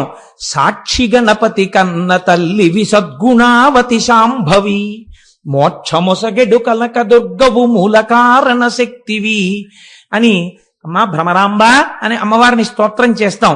సాక్షి గణపతిని పెట్టింది అమ్మవారు. అందుకే శ్రీశైలం వెడితే తప్పకుండా సాక్షి గణపతి దగ్గర ఆగాలి, లోపలికెళ్ళి పైకి చెప్పుకోవాలి, ఆత్రేయస గోత్రం కోటేశ్వర శర్మ అని చెప్పాలి. ఆయన టకటకగా రాసేసుకుంటాడు, స్వామి కృతజ్ఞుడను అని బయటికి రావాలి. ఒకవేళ రేపు పొద్దున్న ఉత్తరోత్తర ఏమైనా పొరపాటు పడిపోయినా చీనూరుమై నువ్వు ఇప్పుడు వెళ్ళావు అంటే ఈయనకు అభాల్లో చెప్తాడు, లేదు వాడు వచ్చాడు అని చెప్తారు. పొంగిపోతారు అమ్మవారు అయ్యవారు, అయ్య బాబోయ్ శ్రీశైలం ప్రత్యేకం తండ్రి కోసం అమెరికా నుంచి వచ్చిన వాడు లాంటి వాడు వీడు, అందుకని 10 మందికి చూపించుకోవలసిన వాడు, వీడి జోలికి మనం వెళ్ళకూడదని వదిలిపెట్టేస్తారు. శ్రీశైల క్షేత్రం అంటే అంత గొప్ప క్షేత్రం. అటువంటి క్షేత్రము అదైతే మీకు ఇప్పుడు శ్రీశైలం వెడితే ఏమిటి ఉండాలి? బాగా ఆలోచించండి. శ్రీశైలం వెడితే మీరు దేనితో వెళ్ళాలి? శ్రీశైలం నమ్మకంతో వెళ్ళాలి కదండి. నా కోసం మా తల్లిదండ్రులు వచ్చి విడిది చేసిన నెలవిది అని వెళ్ళాలి. మా అమ్మగారు నాన్నగారు ఉన్నారు లోపల, నేను కాళ్ళు కడుక్కోకపోయినా చేతులు కడుక్కోకపోయినా నేను ఇలా గుళ్ళోకి వెళ్ళేటప్పటికీ మా శివయ్య లేచి ఊరే నాన్న కాకినాడ నుంచి వచ్చావా అని గభాలను పట్టుకుంటాడు అని పొంగిపోయి వెళ్ళి నాన్నగారండి మీ కాళ్ళకి నమస్కారం అండి అని శివలింగాన్ని పట్టుకుని నమస్కారం చేసేస్తే పొంగిపోయి ఒక్కసారి ఆ తెల్లటి చేతులతో ఆ మణికంకణములతో ఉన్న చేతులతో మీ చేతులు ఆయన పట్టుకున్నట్టుగా భావన చేసి మీరు నమస్కరించి బయటికి రావాలి. దీనికి ఏది ప్రధానం? విశ్వాసం ప్రధానం. కాబట్టి స్వామి అన్నారు శిఖరేశ్వరము అని ఒకటి శ్రీశైలంలో పెట్టారు. ఇక్కడ వచ్చింది తమాషా అంతా. ఈ శిఖరేశ్వరంలో ఏం చేస్తారు అంటే నువ్వులు పట్టుకెళ్ళి నంది యొక్క విగ్రహం దగ్గర పోస్తారు. చరణంది అంటారు. పూర్వకాలంలో చరణంది అని ఒకటి ఉండేది శివాలయాల్లో. మామూలుగా స్థిరనంది అని ఒకటి ఉంటుంది, అది కదలదు. చరణంది అని ఒకటి ఉంటుంది, అది కదులుతుంది. ఆ నంది అది ఎందుకు కదులుతుంది అంటే పూర్వం ఎందుకు పెట్టేవారంటే చరణందిని, చిన్న నందిని ఒకవేళ పూర్వం ఇంత వైద్య సదుపాయం ఉన్నటువంటి రోజులు కావు, ఏ అర్ధరాత్రి వేళో అపరాత్రి వేళో, అందుకే శివాలయం విష్ణువాలయం ఈ 2 ఆలయాలు లేని ఊళ్ళు ఉండేవి కావు. ఈ 2 ఆలయాలు తప్పకుండా ఉండాలి ప్రతి ఊళ్ళో. దేని కొరకు అంటే ఎవరైనా గర్భిణి అయ్యున్నటువంటి స్త్రీకి అనుకోకుండా నొప్పులు వస్తే పట్నానికి తీసుకెళ్లడానికి అవకాశం లేకపోతే అంతరాలయం మూసేసి ఉన్నా కూడా పరిగెత్తుకుంటూ అర్చకుడి దగ్గరికి వెడితే ప్రధానమైన తలుపు తీసేవారు. తీస్తే ఈ చరణందిని తిప్పుతారు. ఎటువైపుకి ఈ బాధపడుతున్నటువంటి స్త్రీ ఉందో, గర్భిణీ స్త్రీ ఇల్లు ఎటుందో అటు ఈ నందిని తిప్పుతారు. ఈ చరణంది అటు తిరగగానే అటువైపు బాధపడుతూ ప్రసవం జరగకుండా బిడ్డ అడ్డుపడి ఇద్దరి ప్రాణాలు పోతాయేమో అనుకున్న వాళ్ళకి కూడా ఎందరికో సుఖప్రసవాలు జరిగినటువంటి గడ్డ ఈ గడ్డ. ప్రత్యేకించి త్రిలింగ దేశం ఈ దేశం. అందుకే అనేక శివాలయాలలో చరణందులున్నాయి. శిఖరేశ్వరమునందు కూడా మనం ఈశ్వరుణ్ణి పొందలేకపడుతున్న బాధ నుంచి విముక్తం కావడానికి నువ్వులు వేసి తిప్పుతాం. తిప్పి శ్రీశైల శిఖరం చూడాలి. కానీ యథార్థమునకు ఆ శిఖరము నందిశృంగములలోంచి కనపడదు. మీరు ఇక్కడ భావన చేస్తూ కళ్ళు తెరిచి అక్కడ చూడాలి. ఈ కన్నులు తెరిచి నందిశృంగములలోంచి చూస్తుంటే జేగురు రంగులో ఉన్నటువంటి శ్రీశైల మల్లికార్జునుడి యొక్క ఆలయం మీద ఉన్నటువంటి గోపురం మీద ఉన్న త్రిశూలంతో కూడి మెట్లు మెట్లుగా ఉన్నటువంటి శిఖరం మీకు ఇక్కడ కనపడాలి. పైకి మీకు ఆ చెట్లు అవి ఉన్నట్టుగా ఉండాలి, కానీ కళ్ళల్లో మాత్రం అది కనపడాలి. ఇక్కడ చిత్రం ఇక్కడ కనపడుతూ పైన ఉన్న దాన్ని పక్కకి తీయగలగాలి. అలా ఎవడు తీశాడో వాడికి పునర్జన్మ నవిద్యతి. ఇంకా వాడికి పునర్జన్మ లేదు, ఎందుకంటే వాడు అంత ధారణ చేసి ఉన్నాడు కనుక. అందుకే శిఖరేశ్వరం దగ్గర ఒక పరీక్ష పెట్టాడు పరమాత్మ. అమ్మవారు అడిగింది ఒకసారి, ఏమయ్యా పరమాత్మ అంటే, అమ్మవారికి తెలియక అడగదండి ఈ విషయాలు, మనకి తెలియ చెప్పడం కోసం అడుగుతుంది. ఏమండి ఏమిటి, శిఖరేశ్వరం దగ్గరికి వచ్చి నందిని తిప్పి చరణందిని ఇలా చూస్తే శిఖరం కనబడితే ఇక పునర్జన్మ లేదా, మోక్షం ఇచ్చేస్తారా? ఎలా ఇచ్చేస్తారండి అలాగే? అలా కుదురుతుందా అని అడిగింది అమ్మవారు. అడిగితే శంకరుడు అన్నాడు, కుదురుతుంది, కానీ శ్రీశైలం వచ్చిన వాళ్ళందరికీ అలా ఇవ్వం మోక్షం. ఎవరికి కుదురుతుందో నీకు చూపిస్తాను, రా పార్వతి అన్నాడు. ఒక వృద్ధ బ్రాహ్మణ రూపాన్ని ఆయన స్వీకరించారు, ఒక వృద్ధ బ్రాహ్మణిగా పార్వతీదేవి వచ్చింది. ఇద్దరూ ఆ శిఖరేశ్వరం దగ్గరికి వచ్చారు. ఎందరో మెట్లు ఎక్కుతున్నారు, నంది శృంగములలోంచి చూస్తున్నారు, కిందకి దిగిపోతున్నారు. అక్కడే ఒక చిన్న ఊబిని సృష్టించారు. అందులో ఈ వృద్ధ బ్రాహ్మణుడు దిగిపోతున్నాడు. ఆ ఒడ్డున ఉన్నటువంటి వృద్ధ బ్రాహ్మణి అంది, మా ఆయన దిగబడిపోతున్నాడు, నా పసుపు కుంకాలు కాపాడబడాలి కదా, అందుకని ఒక్కసారి ఎవరైనా చెయ్యిచ్చి పైకి లాగండి, నేను వృద్ధురాలను, నా భర్తని పైకి లాగలేకపోతున్నాను అంటే గబగబా వచ్చి చెయ్యి ఇవ్వబోయారు. మీలో పాపం లేని వాళ్ళు పైకి లాగండి అనేటప్పటికీ, నాకు పాపం లేకపోవడం ఏమిటి, ఎన్ని దిక్కుమాల పనులు చేశానని వెళ్ళిపోయాడు ప్రతివాడు. అటుగా ఒక వేశ్య కిందకి దిగుతోంది. ఈవిడ వేశ్య అని అందరూ అంటున్నారు. ఆవిడ దిగుతూ వచ్చి, నేను లాగుతానమ్మా అని చేయి పట్టుకుంటే ఆవిడంది పార్వతీదేవి, ఏమమ్మా అందరూ మాకు పాపం ఉందని వెళ్ళిపోతుంటే నువ్వు ఒక్కదానివి వేశ్యవి అని వాళ్ళందరూ చెప్తున్నారు, వాళ్ళ పాపముల కన్నా నీ పాపము గట్టిది కదా, నువ్వు ఎలా లాగుతావు నా భర్తని అని అడిగింది. అయితే ఆవిడంది, శ్రీశైల శిఖరం దృష్ట్యా పునర్జన్మ నవిద్యతే.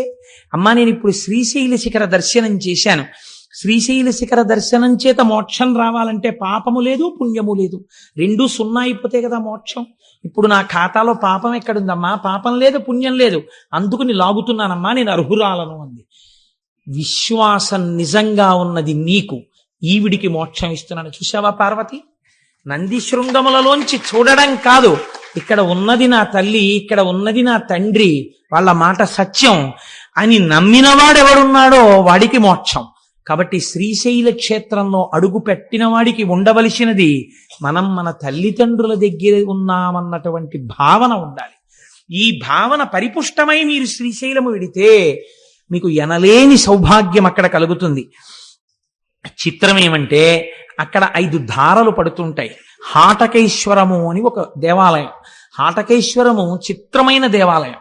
అది ఒక కొత్త కుండ పెంకులో బంగారు లింగము తనంత తాను ఆవిర్భవించింది. ఒక బంగారు లింగము తనంత తాను కుండ పెంకునందు ఆవిర్భవించినటువంటి క్షేత్రము కనుక దాన్ని హాటకేశ్వరము అని పిలుస్తారు. ఇవన్నీ వింటుంటే మీకు ఒకసారి శ్రీశైలం వెడితే బాగుండనిపిస్తోందా? పోనీ అలాగే గట్టిగా ప్రార్థన చేయండి, ఏమో ఈశ్వరుడు అనుగ్రహించి వెడతామేమో. కాబట్టి ఆ కుండ పెంకులో ఒక బంగారు లింగం వెలిసినటువంటి క్షేత్రము హాటకేశ్వరము. మీరు ఆ హాటకేశ్వరం దగ్గర మెట్లు బాగా కిందకి దిగి వస్తే పాలధారలు పంచధారలు అని పడుతుంటాయి. ఇవి సాధారణంగా ఏం చెప్తారంటే, మీరు ఎవరినైనా అడిగితే పాలధారలు అంటే అదిగో చూశారంటే తెల్లగా ఉన్నాయి, అందుకని దీని పేరు పాలధార. అవి ఏమిటో తెలుసా అంటే, పంచధారలు అంటే పంచదార కలిపిన నీళ్ళల్లా ఉంటాయండి, అందుకని పంచదారలు అంటారు. అలా కాదు, వాటి పేరు పాలధార. అంటే పరమశివుని యొక్క లలాటమునకు తగిలిపడినటువంటి ధార పాలధార.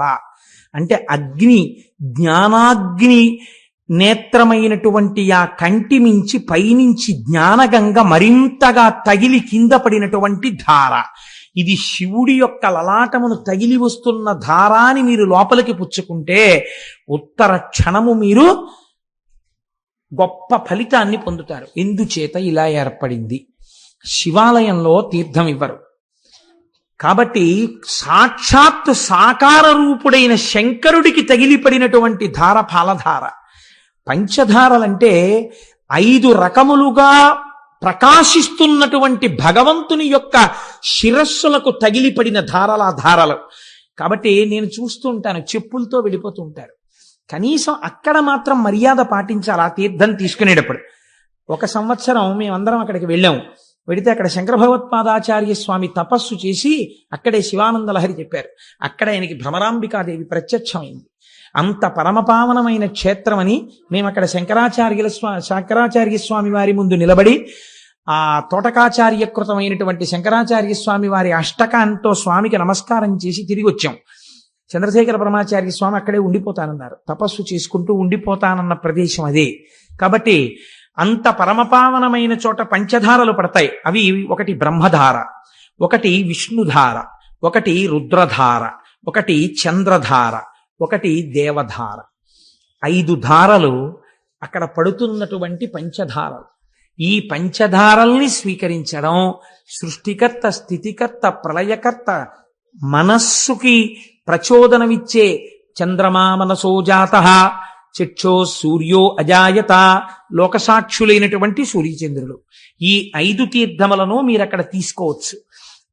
అంత పరమపావనమైనటువంటి క్షేత్రము శ్రీశైల క్షేత్రం. మీరు అక్కడ ఉండేటటువంటి చిత్రం ఏమిటో తెలుసా అండి? శ్రీశైలంలో ఉన్నటువంటి భ్రమరాంబ అమ్మవారి దేవాలయం వెనకాతల నిశ్శబ్దంగా ఉన్నప్పుడు మీరు వెళ్ళి చెవిని బాగా నొక్కి పెట్టి ఉంచి మీరు చాలా జాగ్రత్తగా కళ్ళు మూసుకుని వింటే ఒక తుమ్మెద చేసినటువంటి ఝంకారము వినపడుతుంది. ఇవాళ నేను ఇక్కడికి వచ్చి కూర్చుని గోపాలకృష్ణ గారు మాట్లాడుతున్నప్పుడు నేను ఈ తల్లికి ఎలా ఉంది చూపించా. ఇలా కూర్చోగానే వచ్చింది ఒక కందిరీగ, ఒక తుమ్మెద వచ్చి ఇలా ఝంకారం చేస్తూ ఇలా తిరిగి వెళ్ళిపోయింది. అంటే ఇవాళ ఇక్కడ శ్రీశైల క్షేత్రం గురించి చెప్పుకుంటున్నారు అని అమ్మవారు శ్రీశైలం నుంచి బయలుదేరి వచ్చి వెళ్ళింది అని నేను అనుకున్నాను. అలా నేను దర్శనం చేసి నమస్కరించుకున్నాను. మీతో అన్నాను కదమ్మా, ప్రారంభం చేయకముందే భ్రమరాంబ అమ్మవారు విజయం చేసిందమ్మా అన్నాను. కనుక ఆ తల్లి ఇప్పటికీ భ్రామరీనాదము అంటారు దాన్ని. అక్కడ చేసే అర్చకులు ఎంత జాగ్రత్తగా ఉంటారో తెలుసా అండి? ఇంతంత కుంకం బొట్లు పెట్టుకుని ఉంటారు. అమ్మవారు ఇప్పటికీ ఇలా రెక్కలతో ఉన్నటువంటి తుమ్మెద రూపంతో అలంకారం చేస్తారు ఆ భ్రమరాంబ అమ్మవారిని. తల్లి ముందు శంకరాచార్య స్వామి వారు శ్రీచక్రాలు వేశారు. అక్కడ కూర్చుని నాకైతే ఖచ్చితంగా సత్యం సత్యం పునఃసత్యం అనిపిస్తుంది. ఒక్కసారి వెళ్ళి భ్రమరాంబ అమ్మవారి యొక్క శ్రీచక్రం ముందు కూర్చుని ఏ తల్లి అయినా కుంకుమార్చన చేస్తే ఎన్ని జన్మలకి కూడా పూర్ణంగా 3 తరాలు చూసి హాయిగా 10 మంది చేత పండు ముత్తైదువా అనిపించుకుని ఎవరింట్లో బిడ్డ పుట్టిన ఆవిడ కట్టి విప్పిన చీర పట్టండని తీసుకెళ్ళి అంత సంతోషపడిపోయేటట్టుగా వాళ్ళ జీవనం నడిచి వృద్ధాప్యంలో హాయిగా భర్త గారి తొడ మీద తల పెట్టుకుని ప్రాణం విడిచిపెట్టగలిగినటువంటి అదృష్టం కలుగుతుంది. దీనికి నేను మీకు ఒక ఉదాహరణ చెప్తాను. మీకు జ్ఞాపకం ఉందో లేదో, నేను భాగవతం చెప్పే రోజులలో ములుగు హనుమంతరావు గారిని హైదరాబాద్ నుంచి ఒక మహానుభావుడు ఇక్కడికి వచ్చారు. వారి భార్య గారికి క్యాన్సర్ వచ్చింది. క్యాన్సర్ వచ్చి హాస్పిటల్లో పెట్టి రేడియం ట్రీట్మెంట్ ఇచ్చారు. రేడియం ట్రీట్మెంట్ ఇస్తే ఆ తల్లి చాలా శోషించిపోయారు. ఆవిడ పేరు కూడా గిరిజాదేవి. సర్వమంగళా స్వరూపంగానే ఉండేవారు మహాతల్లి. ఆవిడ బాధ భరించలేక ఇంకా ఎక్కువ కాలం ఉండరండి, ఉంచుతారా తీసుకెళ్ళిపోతారా అని అడిగారు.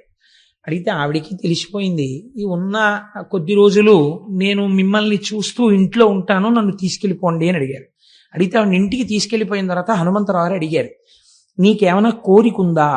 ఉంటే నేను తీర్చగలిగినదైతే చెప్పు, నేను ఆ కోరిక తీరుస్తాను అన్నారు. అంటే ఆవిడ అన్నారు, ఒక్కసారి శ్రీశైలం వెళ్ళి మన ఇద్దరం కలిసి మీరు నన్ను ఇంత ఉద్ధరించారు, ఈ జన్మలో నా చిటికిన వేలు పట్టుకుని మీతో కలిసి ఒక్కసారి మల్లికార్జున లింగానికి పుట్టతేనెతో అభిషేకం చెయ్యాలనుంది. శ్రీశైల లింగానికి పుట్టతేనెతో అభిషేకం చేస్తే, పట్టుతేనెతో అభిషేకం చేస్తే గంధర్వగానం వస్తుంది ఉత్తర జన్మలలో అంటారు. ఈ మాట చెప్తే మా దొరగారు ఒకసారి ఏకంగా సీసాల పట్టుతేనె తెప్పించారు ఏజెన్సీ నుంచి. 100 మందివో ఎంతమందివో వెళ్ళి ఆ పట్టుతేనెతో అభిషేకాలు చేస్తుంటే శ్రీశైలం దేవస్థానం వాళ్ళు చూసి ఆ తేనె మాకు కూడా ఇవ్వండి అని సీసాలతో తీసుకుని దాచుకున్నారు. మేము చేసుకుంటాం అభిషేకం, ఈ తేనె ఉంచండి అని. ఒక్కసారి వెళ్ళి అభిషేకం చేద్దామని అడిగారు ఆవిడ. అడిగితే శ్రీశైలము యొక్క కృప అంటే ఏమిటో మీరు చూడండి. ఆవిడ్ని అలాగే కారెక్కించి శ్రీశైలం తీసుకెళ్లారు హైదరాబాద్ నుంచి. ఆవిడ శ్రీశైల మల్లికార్జునుడి సన్నిధానంలో భర్త గారితో కలిసి అభిషేకం చేసి, పసుపు కుంకాలతో నేను వెళ్ళిపోతాను ఖాయం, ఇన్ని జన్మలకి నేను ఇలాగే పసుపు కుంకాలతో నా భర్త ముఖం చూస్తూ ఆయన తొడ మీద తల పెట్టుకుని ఆయన వంకే చూస్తూ ఆయనతో కలిసి నామం చెప్తుండగా నా నోరు ఆగిపోయినప్పుడు కన్నుల నీరు లేకుండా మీరు నామం పూర్తి చేస్తుండగా పసుపు కుంకాలతో మహాపర్వంలో వెళ్ళాలని కోరిక నా స్వామి తీరుస్తాడని ఆవిడ భ్రమరాంబికాదేవి దగ్గరున్న శ్రీచక్రానికి కుంకుమార్చన చేసి ఇంటికి వచ్చారు.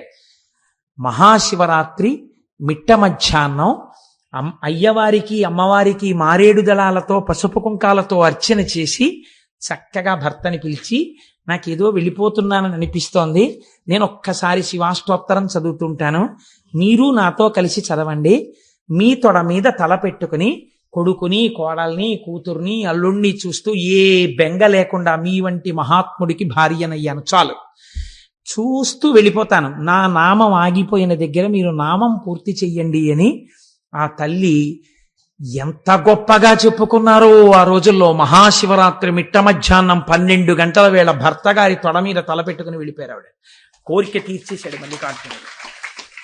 గిరిజాదేవి ఆవిడ పేరు. నేను ఎందుకు అసలు ఇది చిత్రంగా నాకు ఆలోచనలోకి వచ్చింది ఈ విషయం. నేను ఎందుకు ఈ మాట చెప్తున్నానంటే, ఆ భ్రమరాంబిక అమ్మవారి ముందు ఒక్కసారి కూర్చుని భార్యాభర్తలై ధర్మపదంలో చెరించాలనుకుని చిటికిన వేలు పట్టుకున్నవాడు తప్పకుండా జీవితంలో చెయ్యవలసిన పని అమ్మ దగ్గర కూర్చుని కుంకుమార్చన చేసుకోవాలి. 4 మారేడు దళాలు పెట్టుకెళ్ళి ఆ శివలింగాన్ని ఇలా తడిమి అభిషేకం చేసుకోవాలి, తల తాటించి నమస్కరించుకోవాలి. అంత అవకాశాన్ని తల్లిదండ్రులు ఇచ్చినా వినియోగించుకోకపోతే ఎవడు ఉద్ధరించగలడండి? కాబట్టి ఇది మనం వినియోగించుకోవలసినటువంటి గొప్ప క్షేత్రం. అది మన ఆంధ్రదేశంలో ఉండడం మన అదృష్టం. ఆ తల్లి అరుణాసురుడు అనేటటువంటి ఒక రాక్షసుడు బయలుదేరాడు బ్రహ్మగారిచ్చినటువంటి వరాల వల్ల. వాడు లోకములనన్నింటినీ క్షోభింప చేస్తున్నటువంటి సమయంలో భ్రామరీ రూపాన్ని పొందింది తల్లి. భయంకరమైన యుద్ధం చేసిన తర్వాత భ్రామరీ రూపంతో వెళ్ళి ఆవిడ ఆ అరుణాసురుణ్ణి సంహారం చేసింది.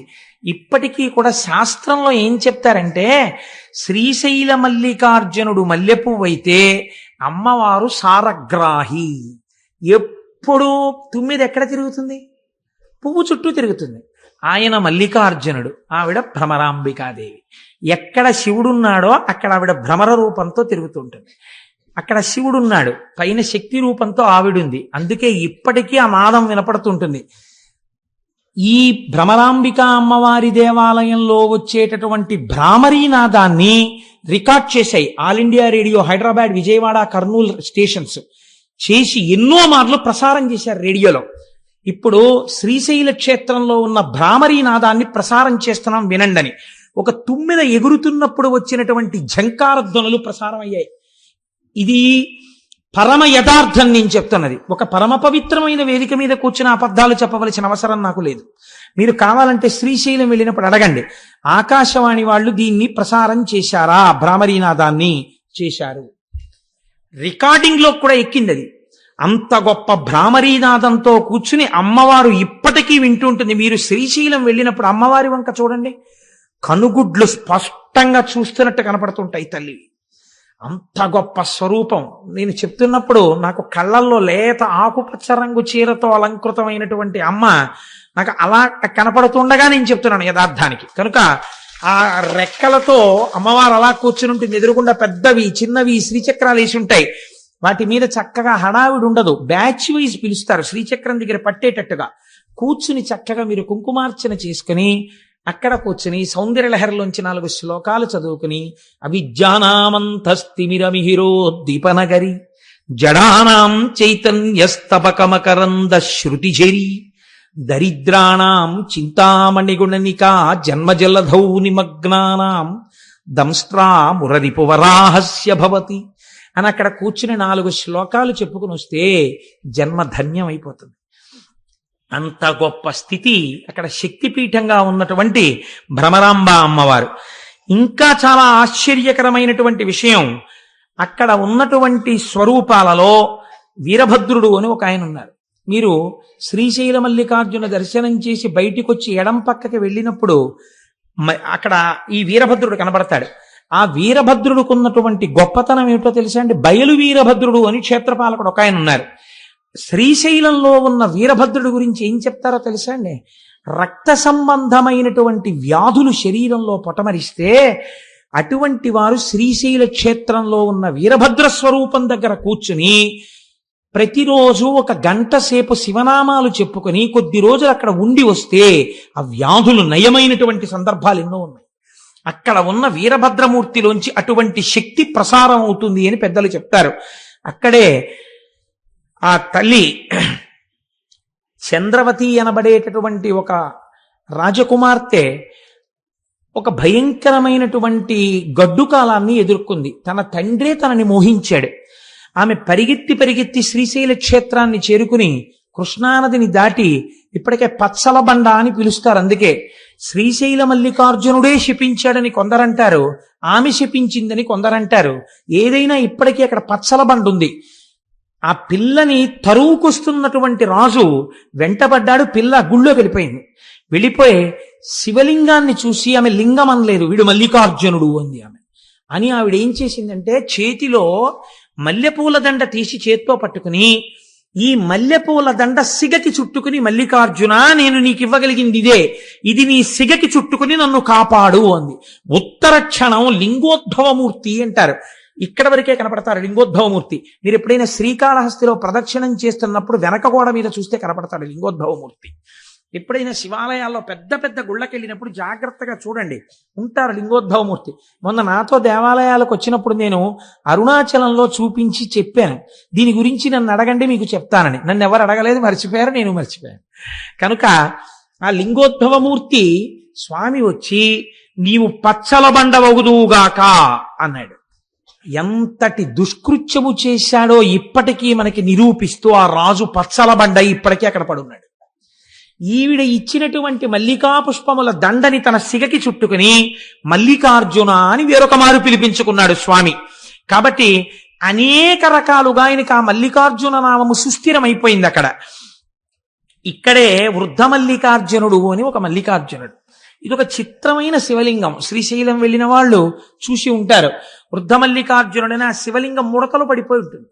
బాగా జర్జరీభూతమైన శరీరం ఎలా ముడతలు పడిపోతుందో అలా ముడతలు పడిపోయి ఉంటుంది. ఆ ముడతలు కూడా చూడండి బాగా ముసీలి వాళ్ళు అయిపోయిన తర్వాత రక్తం తగ్గిపోతుంది శరీరంలో. ఆ ముడతలు ఇలా దగ్గరగా వచ్చేసి ఉంటాయి. ఈ దగ్గరగా వచ్చేసిన ముడతల దగ్గరికి వెళ్ళి ఇలా మీరు ఎత్తి పట్టుకుని ఇలా అంటే అది అలా నించుంటుంది. ఆ ముడత ఇంకొంచెం యువతలు ఇలా అంటే ఇలా నించుంటుంది, ఇలా నించుంటే ఇలా నించుంటుంది, ఇటుపక్క ఇలా నించోబెడితే ఇలా నించుంటుంది, ఓ 7 అంకెలా నించుంటుంది. మా అమ్మ బాగా వృద్ధురాలు అయిపోయినప్పుడు నేను మా అమ్మ చెయ్యి పట్టుకుని ఆడుకుంటుండేవాడిని. అమ్మ ఇదిగో చూసావా ఎలా నిలబడుతోందో అని. తల్లే కదండి, ఏమిటి నాన్న అని ఇలా అనేది పాపం ఆవిడ. కాబట్టి అలా ముడతలు పడిపోయినటువంటి శరీరం ఎలా ఉంటుందో వృద్ధ మల్లికార్జునుడు కూడా అలాగే ముడతలు పడిపోయి ఉంటాడు. ఈ మల్లికార్జునుడు ఎప్పుడు వెలిశాడు అని మీరు అడిగారు అనుకోండి, దానికి సాధికారికంగా ఏమీ చెప్పరు. కానీ అసలు అక్కడ జరిగినటువంటి విచిత్రం ఒకటి ఉంది. మహీశూర మహారాజు అని ఒక మహారాజు గారు ఉండేవారు. ఆయనకు ఒక కుమార్తె ఉండేది. ఆమె శంకరుడి యొక్క సౌందర్యాన్ని ఉపాసన చేసింది. శంకర సౌందర్యం అంటే మాటలు కాదు. ఈశ్వరుడు భర్తగా కావాలని ఎవరు ప్రకటన చేయరు. కారణం ఏంటంటే సాధారణంగా తండ్రిగా ఉపాసన చేస్తారు ఆయన్ని. కాబట్టి ఆమె శివుణ్ణి మోహించింది. ఏమందగాడని ఆవిడే. నాకు అలాంటి భర్త కావాలని. చూద్దాం ఏం చేస్తుందో ఈ పిల్లని. శంకరుడు కల్లోకి వచ్చాడు. మీరు విందురు గాని ఎదరు అసలు శివస్వరూపం అంటే ఎలా ఉంటుందో చూద్దురు గాని. అందం పార్వతీ కళ్యాణంలో వస్తుంది, అప్పుడు అవధరిద్దురు గాని. కనుక ఆయన ప్రత్యక్షమై అన్నాడు, నీకు నన్ను వివాహం చేసుకోవాలనుంటే శ్రీగిరి పర్వతం మీద ఉన్నటువంటి తెల్లమద్ది చెట్టు కింద ఉన్న మల్లె పొదలో ఉన్నాను, రా నిన్ను వివాహం ఆడతానన్నాడు. ఆడపిల్ల కదా, కన్య కదా, వస్తుందా చూద్దామని ఆమె ఒక్కతే వచ్చేసి ఆ చెట్టుని పొదని వెతుకుతోంది. పార్వతీదేవంది, లోకంలో జగత పితరవు వందే పార్వతీ పరమేశ్వరవు అని చెప్తారు, ఈ బుద్ధి ఎప్పటి నుంచి వచ్చింది మీకు అని. అంటే ఆయన అన్నాడు, కాదు ఆమె నన్ను అంత భక్తితో ఆరాధన చేసింది. ఇక్కడ వివాహం అనగా నేను ఆవిడ్ని నాలోకి తీసుకోవడం. అంటే అమ్మవారంది, ఓహో అందుకే వివాహం చేసుకుంటానని మాట ఇచ్చారా, అంత భక్తి ఉందా ఉపాసనలో అంది. అంటే నిజంగా అమ్మవారికి తెలియక కాదు, లోకానికి చెప్పడం కోసం ఆ పిల్ల భక్తిని. అంటే శంకరుడు అన్నాడు, చూపిస్తాను చూడు ఎంత భక్తి తత్పర్రాలో అని. వెంటనే ఒక 96 సంవత్సరముల వృద్ధుడుగా మారిపోయాడు. వృద్ధుడిగా ఉన్నప్పుడు మరీ అందంగా ఉంటాడు మా స్వామి. చంద్రశేఖర పరమాచార్య స్వామి వారిలో ఉంటాడు. ఆ అందం వేరు కదండి. సత్యదండం చేత్తో పట్టుకుని ముడతలు పడిపోయిన శరీరంతో కడుపిలా అక్కలించుకుపోయి ఇలా నరాలు పైకి తేలిపోయిన చేత్తో ఒక కన్ను గాజు కన్నులా అయిపోయి ఒక్క కన్ను మాత్రం ఇలా లోపలికి వెళ్ళిపోయి ఇలా మోకాళ్ళు కూడా కనపడుతూ ఇలా గొంతు కూర్చుని సత్యదండం పట్టుకుని కంచికామకోటి పీఠానికి ఎడితే ఇప్పటికీ అక్కడ కనపడుతుంది వ్యాక్సీ స్టాచ్యూ పరమాచార్య స్వామిది. చూడగానే మనసు పులకరిస్తుంది, ప్రణిపాతం చెయ్యాలనిపిస్తుంది, ఆయనే కూర్చున్నారేమో అనిపిస్తుంది. అప్పుడు ఆయనలో మీరు చూసేటటువంటి తేజపూర్వక సౌందర్యం వేరు కదా. కాబట్టి ఆయన్ని చూసి ఆవిడంది, ఎవరి కోసం వెతుకుతున్నావు పిల్ల అన్నాడు ఆయన. శివుడి కోసం వెతుకుతున్నాను అంది ఆవిడ. నేనే శివుణ్ణి అన్నాడు. నువ్వే శివుడవా, నిన్నే భర్తగా కావాలని నేను ఉపాసన చేశాను అంది. ఇంత వృద్ధుణ్ణి కదా పెళ్ళాడతావా అన్నాడు. నువ్వు వృద్ధుడవో యవ్వనంలో ఉన్నవాడవో నాకు తెలుసు తండ్రి, నాకు భర్త నువ్వే, వేరొకడిని భర్తగా నేను లోకంలో అంగీకరించలేనంది. అంటే ఆవిడకి కావలసింది ఆయనలో ఐక్యం అవడం. చూశావా పార్వతి, ఈమె భక్తి, ఈమెని నాలో ఐక్యం చేసుకుంటున్నానని ఐక్యం చేసుకుని ఈ పిల్లని స్మరించి ఇటువంటి భక్తి తత్పరురాలి కోసం సృష్టిలో లేని విధంగా ముడతలు పడిపోయిన శివలింగం వృద్ధమల్లికార్జున లింగం అని తలుచుకున్న వాళ్ళని పొంగిపోతూ నేను చూస్తాను అని వృద్ధమల్లికార్జునుడై వెలిశాడు. అందుకే అక్కడ ఇప్పుడు కళ్యాణాలు చేస్తున్నారు. కనుక ఎన్ని విశేషాలండి శ్రీశైలం అంటే, ఒకటా రెండా, ఇన్ని విశేషాలతో కూడుకున్నటువంటి క్షేత్రము ఆ క్షేత్రం. ఈ క్షేత్రంలోనే శంకర భగవత్పాదాచార్య స్వామి వారు శ్రీశైల పర్వత శిఖరం మీద ఉండగా ఒక కాపాలికుడు వచ్చి అడిగాడు, మీ శిరస్సు కావాలి నాకని.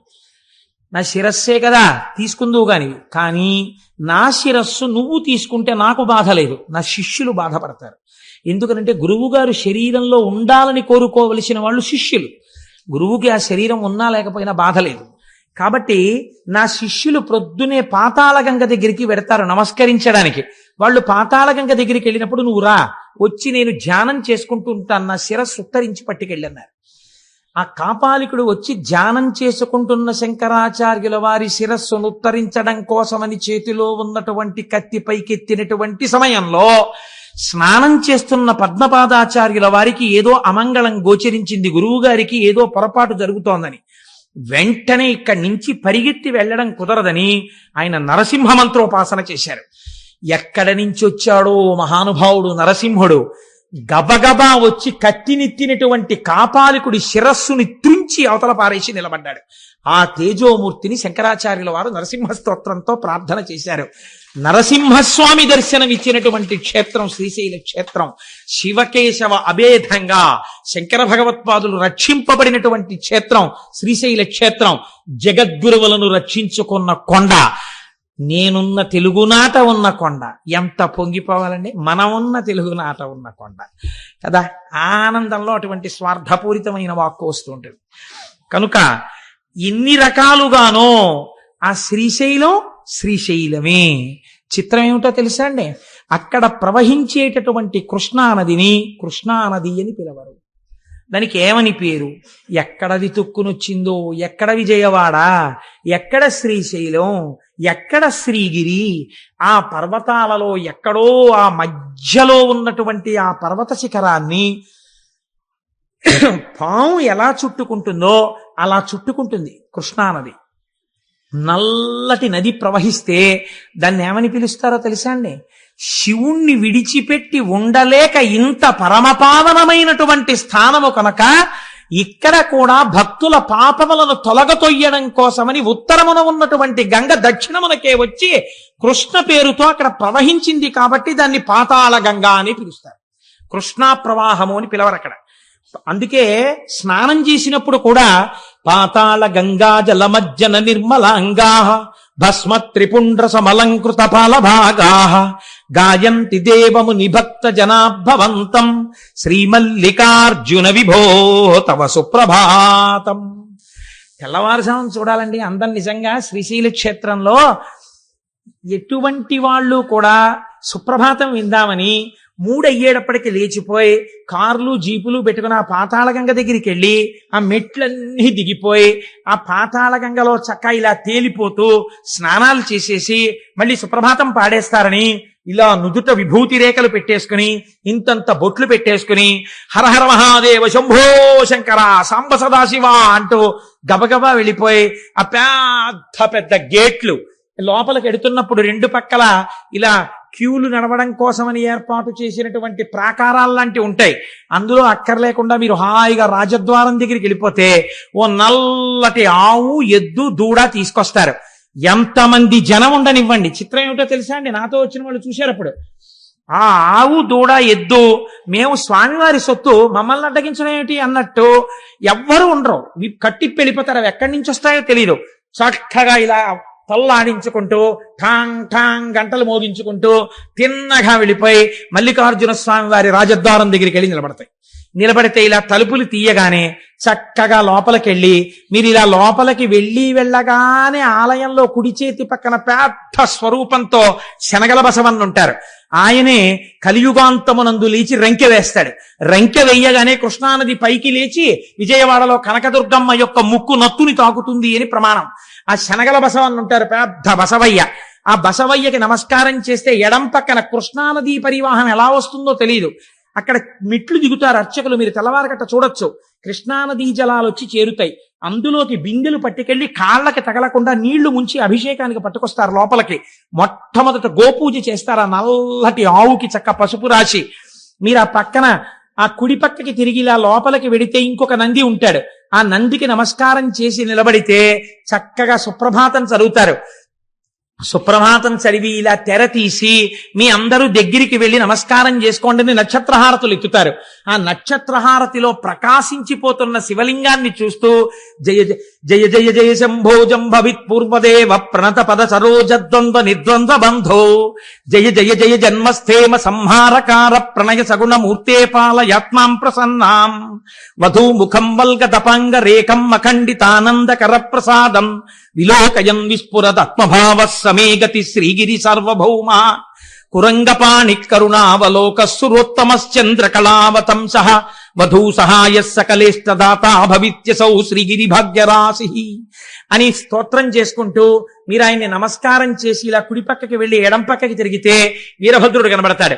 ఆ వీరభద్రుడికి నమస్కారం చేసి ఆ ఇనప కచ్చడంలోంచి బయటికెడితే ధర్మరాజు, భీముడు, అర్జునుడు, నకులుడు, సహదేవుడు వాళ్ళందరూ అరణ్యవాసం చేసేటప్పుడు శ్రీశైలంలో ప్రతిష్ఠ చేసిన లింగాలు సజ్జోజాత, అఘోర, తత్పురుష, వామదేవ, ఈశానములన్న పేరుతో 5 శివలింగాలు ఉంటాయి.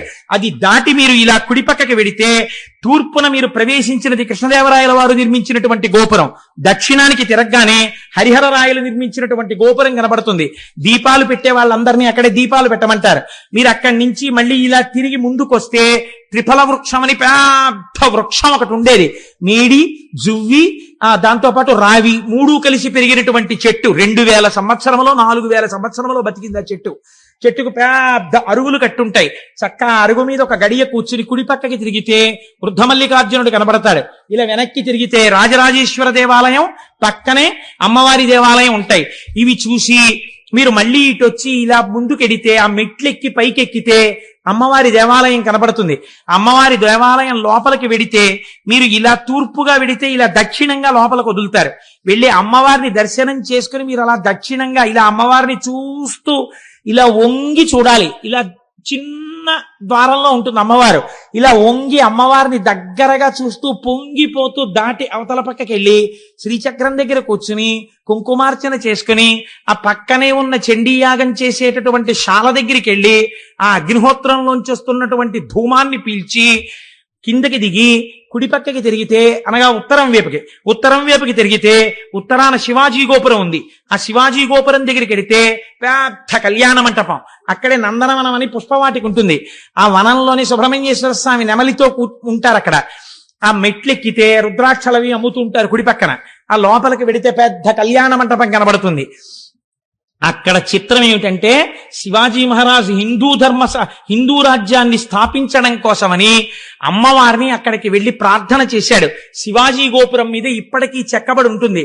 భవానీమాత భ్రమరాంబికాదేవి ప్రత్యక్షమై ఈ చంద్రహాసాన్ని చేత పట్టుకో, ఇంక నీకు ఎదురు లేదని అమ్మవారు అనుగ్రహించి చంద్రహాసాన్ని బహూకరించింది. ఆ కత్తి చేత పట్టుకునే మహానుభావుడు హిందూ ధర్మ సామ్రాజ్యాన్ని స్థాపించాడు. అందుకే ఛత్రపతి శివాజీ జీవితంలో మీరు ఒక నియమం గమనించి ఉంటారు. పరస్త్రీలు ఒకవేళ పరాయి సైనికుల యొక్క భార్యలు తనకి బందీలుగా దొరికితే గాజులు, పువ్వులు, పసుపు, కుంకమిచ్చి అమ్మవారి ప్రతి గృహిణిగా ఉన్నది అమ్మవారే అని వాళ్ళందరికీ పసుపు కుంకాలు తన చేతులతో పెట్టి పల్లకీకి డేరాలు కట్టి ఎవ్వరికీ కనపడకుండా తన సైనికులతో మోయించి శత్రుస్థావరాలకు పంపించేసేవాడు తప్ప ఎన్నడూ ఎంత అందగత్తె అయినా పరకాంత వంక చూసినవాడు కాడు. రోషనార్ నవల చదివితే మీకు అర్థమవుతుంది. అంతటి మహానుభావుడు శివాజీ అంటే. అటువంటి శివాజీ మహారాజ్ ఆవుని పూజించాడు. అటువంటి శివాజీకి ప్రత్యక్షమై భవానీమాత ఖడ్గం ఇచ్చినది అక్కడే. ఇప్పటికీ శివాజీ స్ఫూర్తి కేంద్రం అని ఇప్పుడు కొత్తగా పెట్టారు శ్రీశైలంలో. శివాజీ స్ఫూర్తి కేంద్రం అని మీరు అక్కడికి వెడితే చూడవచ్చు. ఎన్ని వైభవాలండి ఆ శ్రీశైలం. ఆ భ్రమరాంబిక అమ్మవారి దర్శనం చేసుకుని కిందకొచ్చి ఆ విశాలమైన ప్రాంగణం దగ్గర కుడి చేతి పక్కన కార్యాలయం ఉంటుంది, ఆఫీస్, ఎగ్జిక్యూటివ్ ఆఫీసర్ గారిది. మీరు అక్కడ కూర్చుని పిల్లలతోటి ఒక్కసారి అలా ప్రాకారం మీదకి చూశారనుకోండి, ఇటు తిరిగి ఒక నంది, ఇటు తిరిగి ఒక నంది, అటు తిరిగి ఒక నంది, ఇటు తిరిగి ఒక నంది, ఒకే నందికి ఇటుక తల. నందులన్నీ మీటింగ్ పెట్టుకున్నాయా అనిపిస్తుంది. అయ్యవారి ప్రాకారం నిండా నందులు, అమ్మవారి ప్రాకారం నిండా సింహాలు. అన్ని సింహాలు నందుల్ని చూస్తుంటాయి, ఇన్ని నందులు సింహాలని చూస్తుంటాయి. మీరు మేము చుట్టాలం, అమ్మవారికి అయ్యవారికి సేవకులమని భయం లేకుండా ఉంటాయి రెండు ప్రాకారాల మీద. అంత పరమ పవిత్రమైన ప్రదేశంలో కూర్చుని 4 పులిహార ప్యాకెట్లు కొనుక్కుని మీ అబ్బాయి మీ అమ్మాయి భార్య పంచుకుని చక్కగా నోట్లో వేసుకుని కాసేపు అక్కడ కూర్చుని నాన్న మనందరం కలిసి భ్రమరాంబికాష్టకం చదువుకుందాం, చదవండని రవి సుధాకర వన్నిలోచన రత్నకుండల భూషిణి అని భ్రమరాంబికాష్టకం చేసుకుని అక్కడ ఉన్నటువంటి మల్లికార్జునుడి మీద ప్రపత్తి చేసి శరణం తరుణేందు శేఖర శరణం మే గిరిరాజ కన్యక శరణం పునరేవతావుభౌ శరణం నాణ్యదుపైమి దైవతం అని మీరు ఇలా విభూతి రేఖలు పెట్టుకుని బొట్టు పెట్టుకుని చక్కగా బయటికి వచ్చారనుకోండి, అభిషేకం చేసుకుని ఆ మల్లన్నని గట్టిగా పట్టుకుని ఆయన మీద నీళ్లు పోసి విభూతి జలాలు పోసి తేనె పోసి మారేడు దళాలేసి ఆ శివలింగాన్ని ఇలా ఇలా ఇలా ఇలా ముట్టేసుకుని ఇలా ఇలా అంటుంటే చల్లగా ఆయన చేతులకు తగులుతుంటే మీ దగ్గర కొంచెం గంధం తెచ్చుకున్నానంటే రాస్తానంటే రాసేయండి అంటారు వాళ్ళు. ఇంత విభూతి రాసేసి ఇంత గంధం అద్దేసి ఇంత బొట్టు తీసి పెట్టేసి 4 మారేడాకులు వేసేసి 4 పువ్వులు వేసేసి మళ్ళీ ఓసారి తల కొట్టేసుకుని ఆ విభూతి ఆ కుంకం ఇవన్నీ అంటుకుపోతాయి. బయటకు వచ్చిన తర్వాత నాన్నగారండి మీ ముఖం నిండా విభూతి కుంకం ఏంటి అలా ఉండని అమ్మ కాసేపు, అది మల్లికార్జున ప్రసాదం అని కాటేజీకి వెళ్ళిన తర్వాత అప్పుడు మొహం కడుక్కుని చక్కగా మీరు పిల్లలతో భార్యతో కూర్చుంటే ఎంత గొప్ప క్షణాలండి అవి. మనం మానసికంగా శ్రీశైలం వెళ్ళొచ్చాం మనం కనుక మన పెద్దలు అందుకే ఒక ప్రయత్నం చేస్తుండేవారు. ఎక్కడికి వెళ్ళినా వెళ్ళకపోయినా మానసికంగా మాత్రం తప్పకుండా శ్రీశైలం వెళ్ళొస్తుండేవారు. నేను ఎప్పుడో నా చిన్నతనంలో బహుశా నేను 5వ క్లాసో చదువుకుంటున్నటువంటి రోజులు అయి ఉంటాయి. అవి తెల్లవారకట్ట లేచి చదువుకోమనేవారు ఇంట్లో. అంటే లేచి చదువుకునేవాడిని. చదువుకునే రోజుల్లో మా అమ్మమ్మ గారు ఉండేది. ఆవిడ శ్రీశైల రగడ అని ఒకటి చదువుతుండేది. అది ఆవిడ మానసికంగా శ్రీశైలం వెళ్ళిపోయాడు. ఆవిడ మొహం కడుక్కొచ్చి కాఫీ కూడా తాగేది కాదు. బాగా పెద్దదైపోయింది అప్పటికే. ఆవిడ కూర్చుని ఆవిడ శ్రీశైల రగడ చదివేది కళ్ళు మూసుకుని. తాను శ్రీశైలం మానసికంగా వెళ్ళిపోయేది ఆవిడ. నేను ఇక్కడ సోషల్ చదువుకోవడానికో సైన్స్ చదువుకోవడానికో కూర్చునేవాడిని, కానీ అమ్మమ్మ శ్రీశైల రగడ మొదలు పెట్టగానే నా మనస్సు శ్రీశైల రగడ మీదకి వెళ్ళిపోయింది. అది అయిపోయే వరకు సోషల్ లేదు సైన్స్ లేదు, 0 కట్టి పెట్టేశారు. విని తర్వాత చదువుకునేవాడిని, అది వేరే విషయం అనుకోండి. ఆ శ్రీశైల రగడ అప్పుడు ఎప్పుడో నేను విన్నది. దాని కర్త ఎవరో కూడా నాకు తెలియదు, కానీ నాకు జ్ఞాపకం ఉన్నంతలో ఆ రోజుల్లో మానసికంగా వెళ్ళి శ్రీశైలాన్ని ఎలా దర్శనం చేసేవారో, ఎలా కూర్చునేవారో, ఎలా యోగనిష్టలో ప్రవేశించేవారో, ఎలా లోపలే నాదాన్ని వినేవారో అన్నిటినీ మానసికంగా వర్ణన చేశారు. చిత్రం ఏమిటో తెలుసా అండి, ఆ శ్రీశైల మానసిక దర్శనానికి వెళ్ళేటప్పుడు ఒక్కడూ వెళ్ళడం కాదు, తనతో పాటుగా తన భార్యని కూడా తీసుకుని వెళ్ళేవారు. ఎలా? టికెట్ పెట్టి కాదు, మానసికంగా వెళ్ళిపోయేవారు. ఎంత చిత్రంగా ఉంటుందో మీరు ఒక్కసారి అవధరించండి.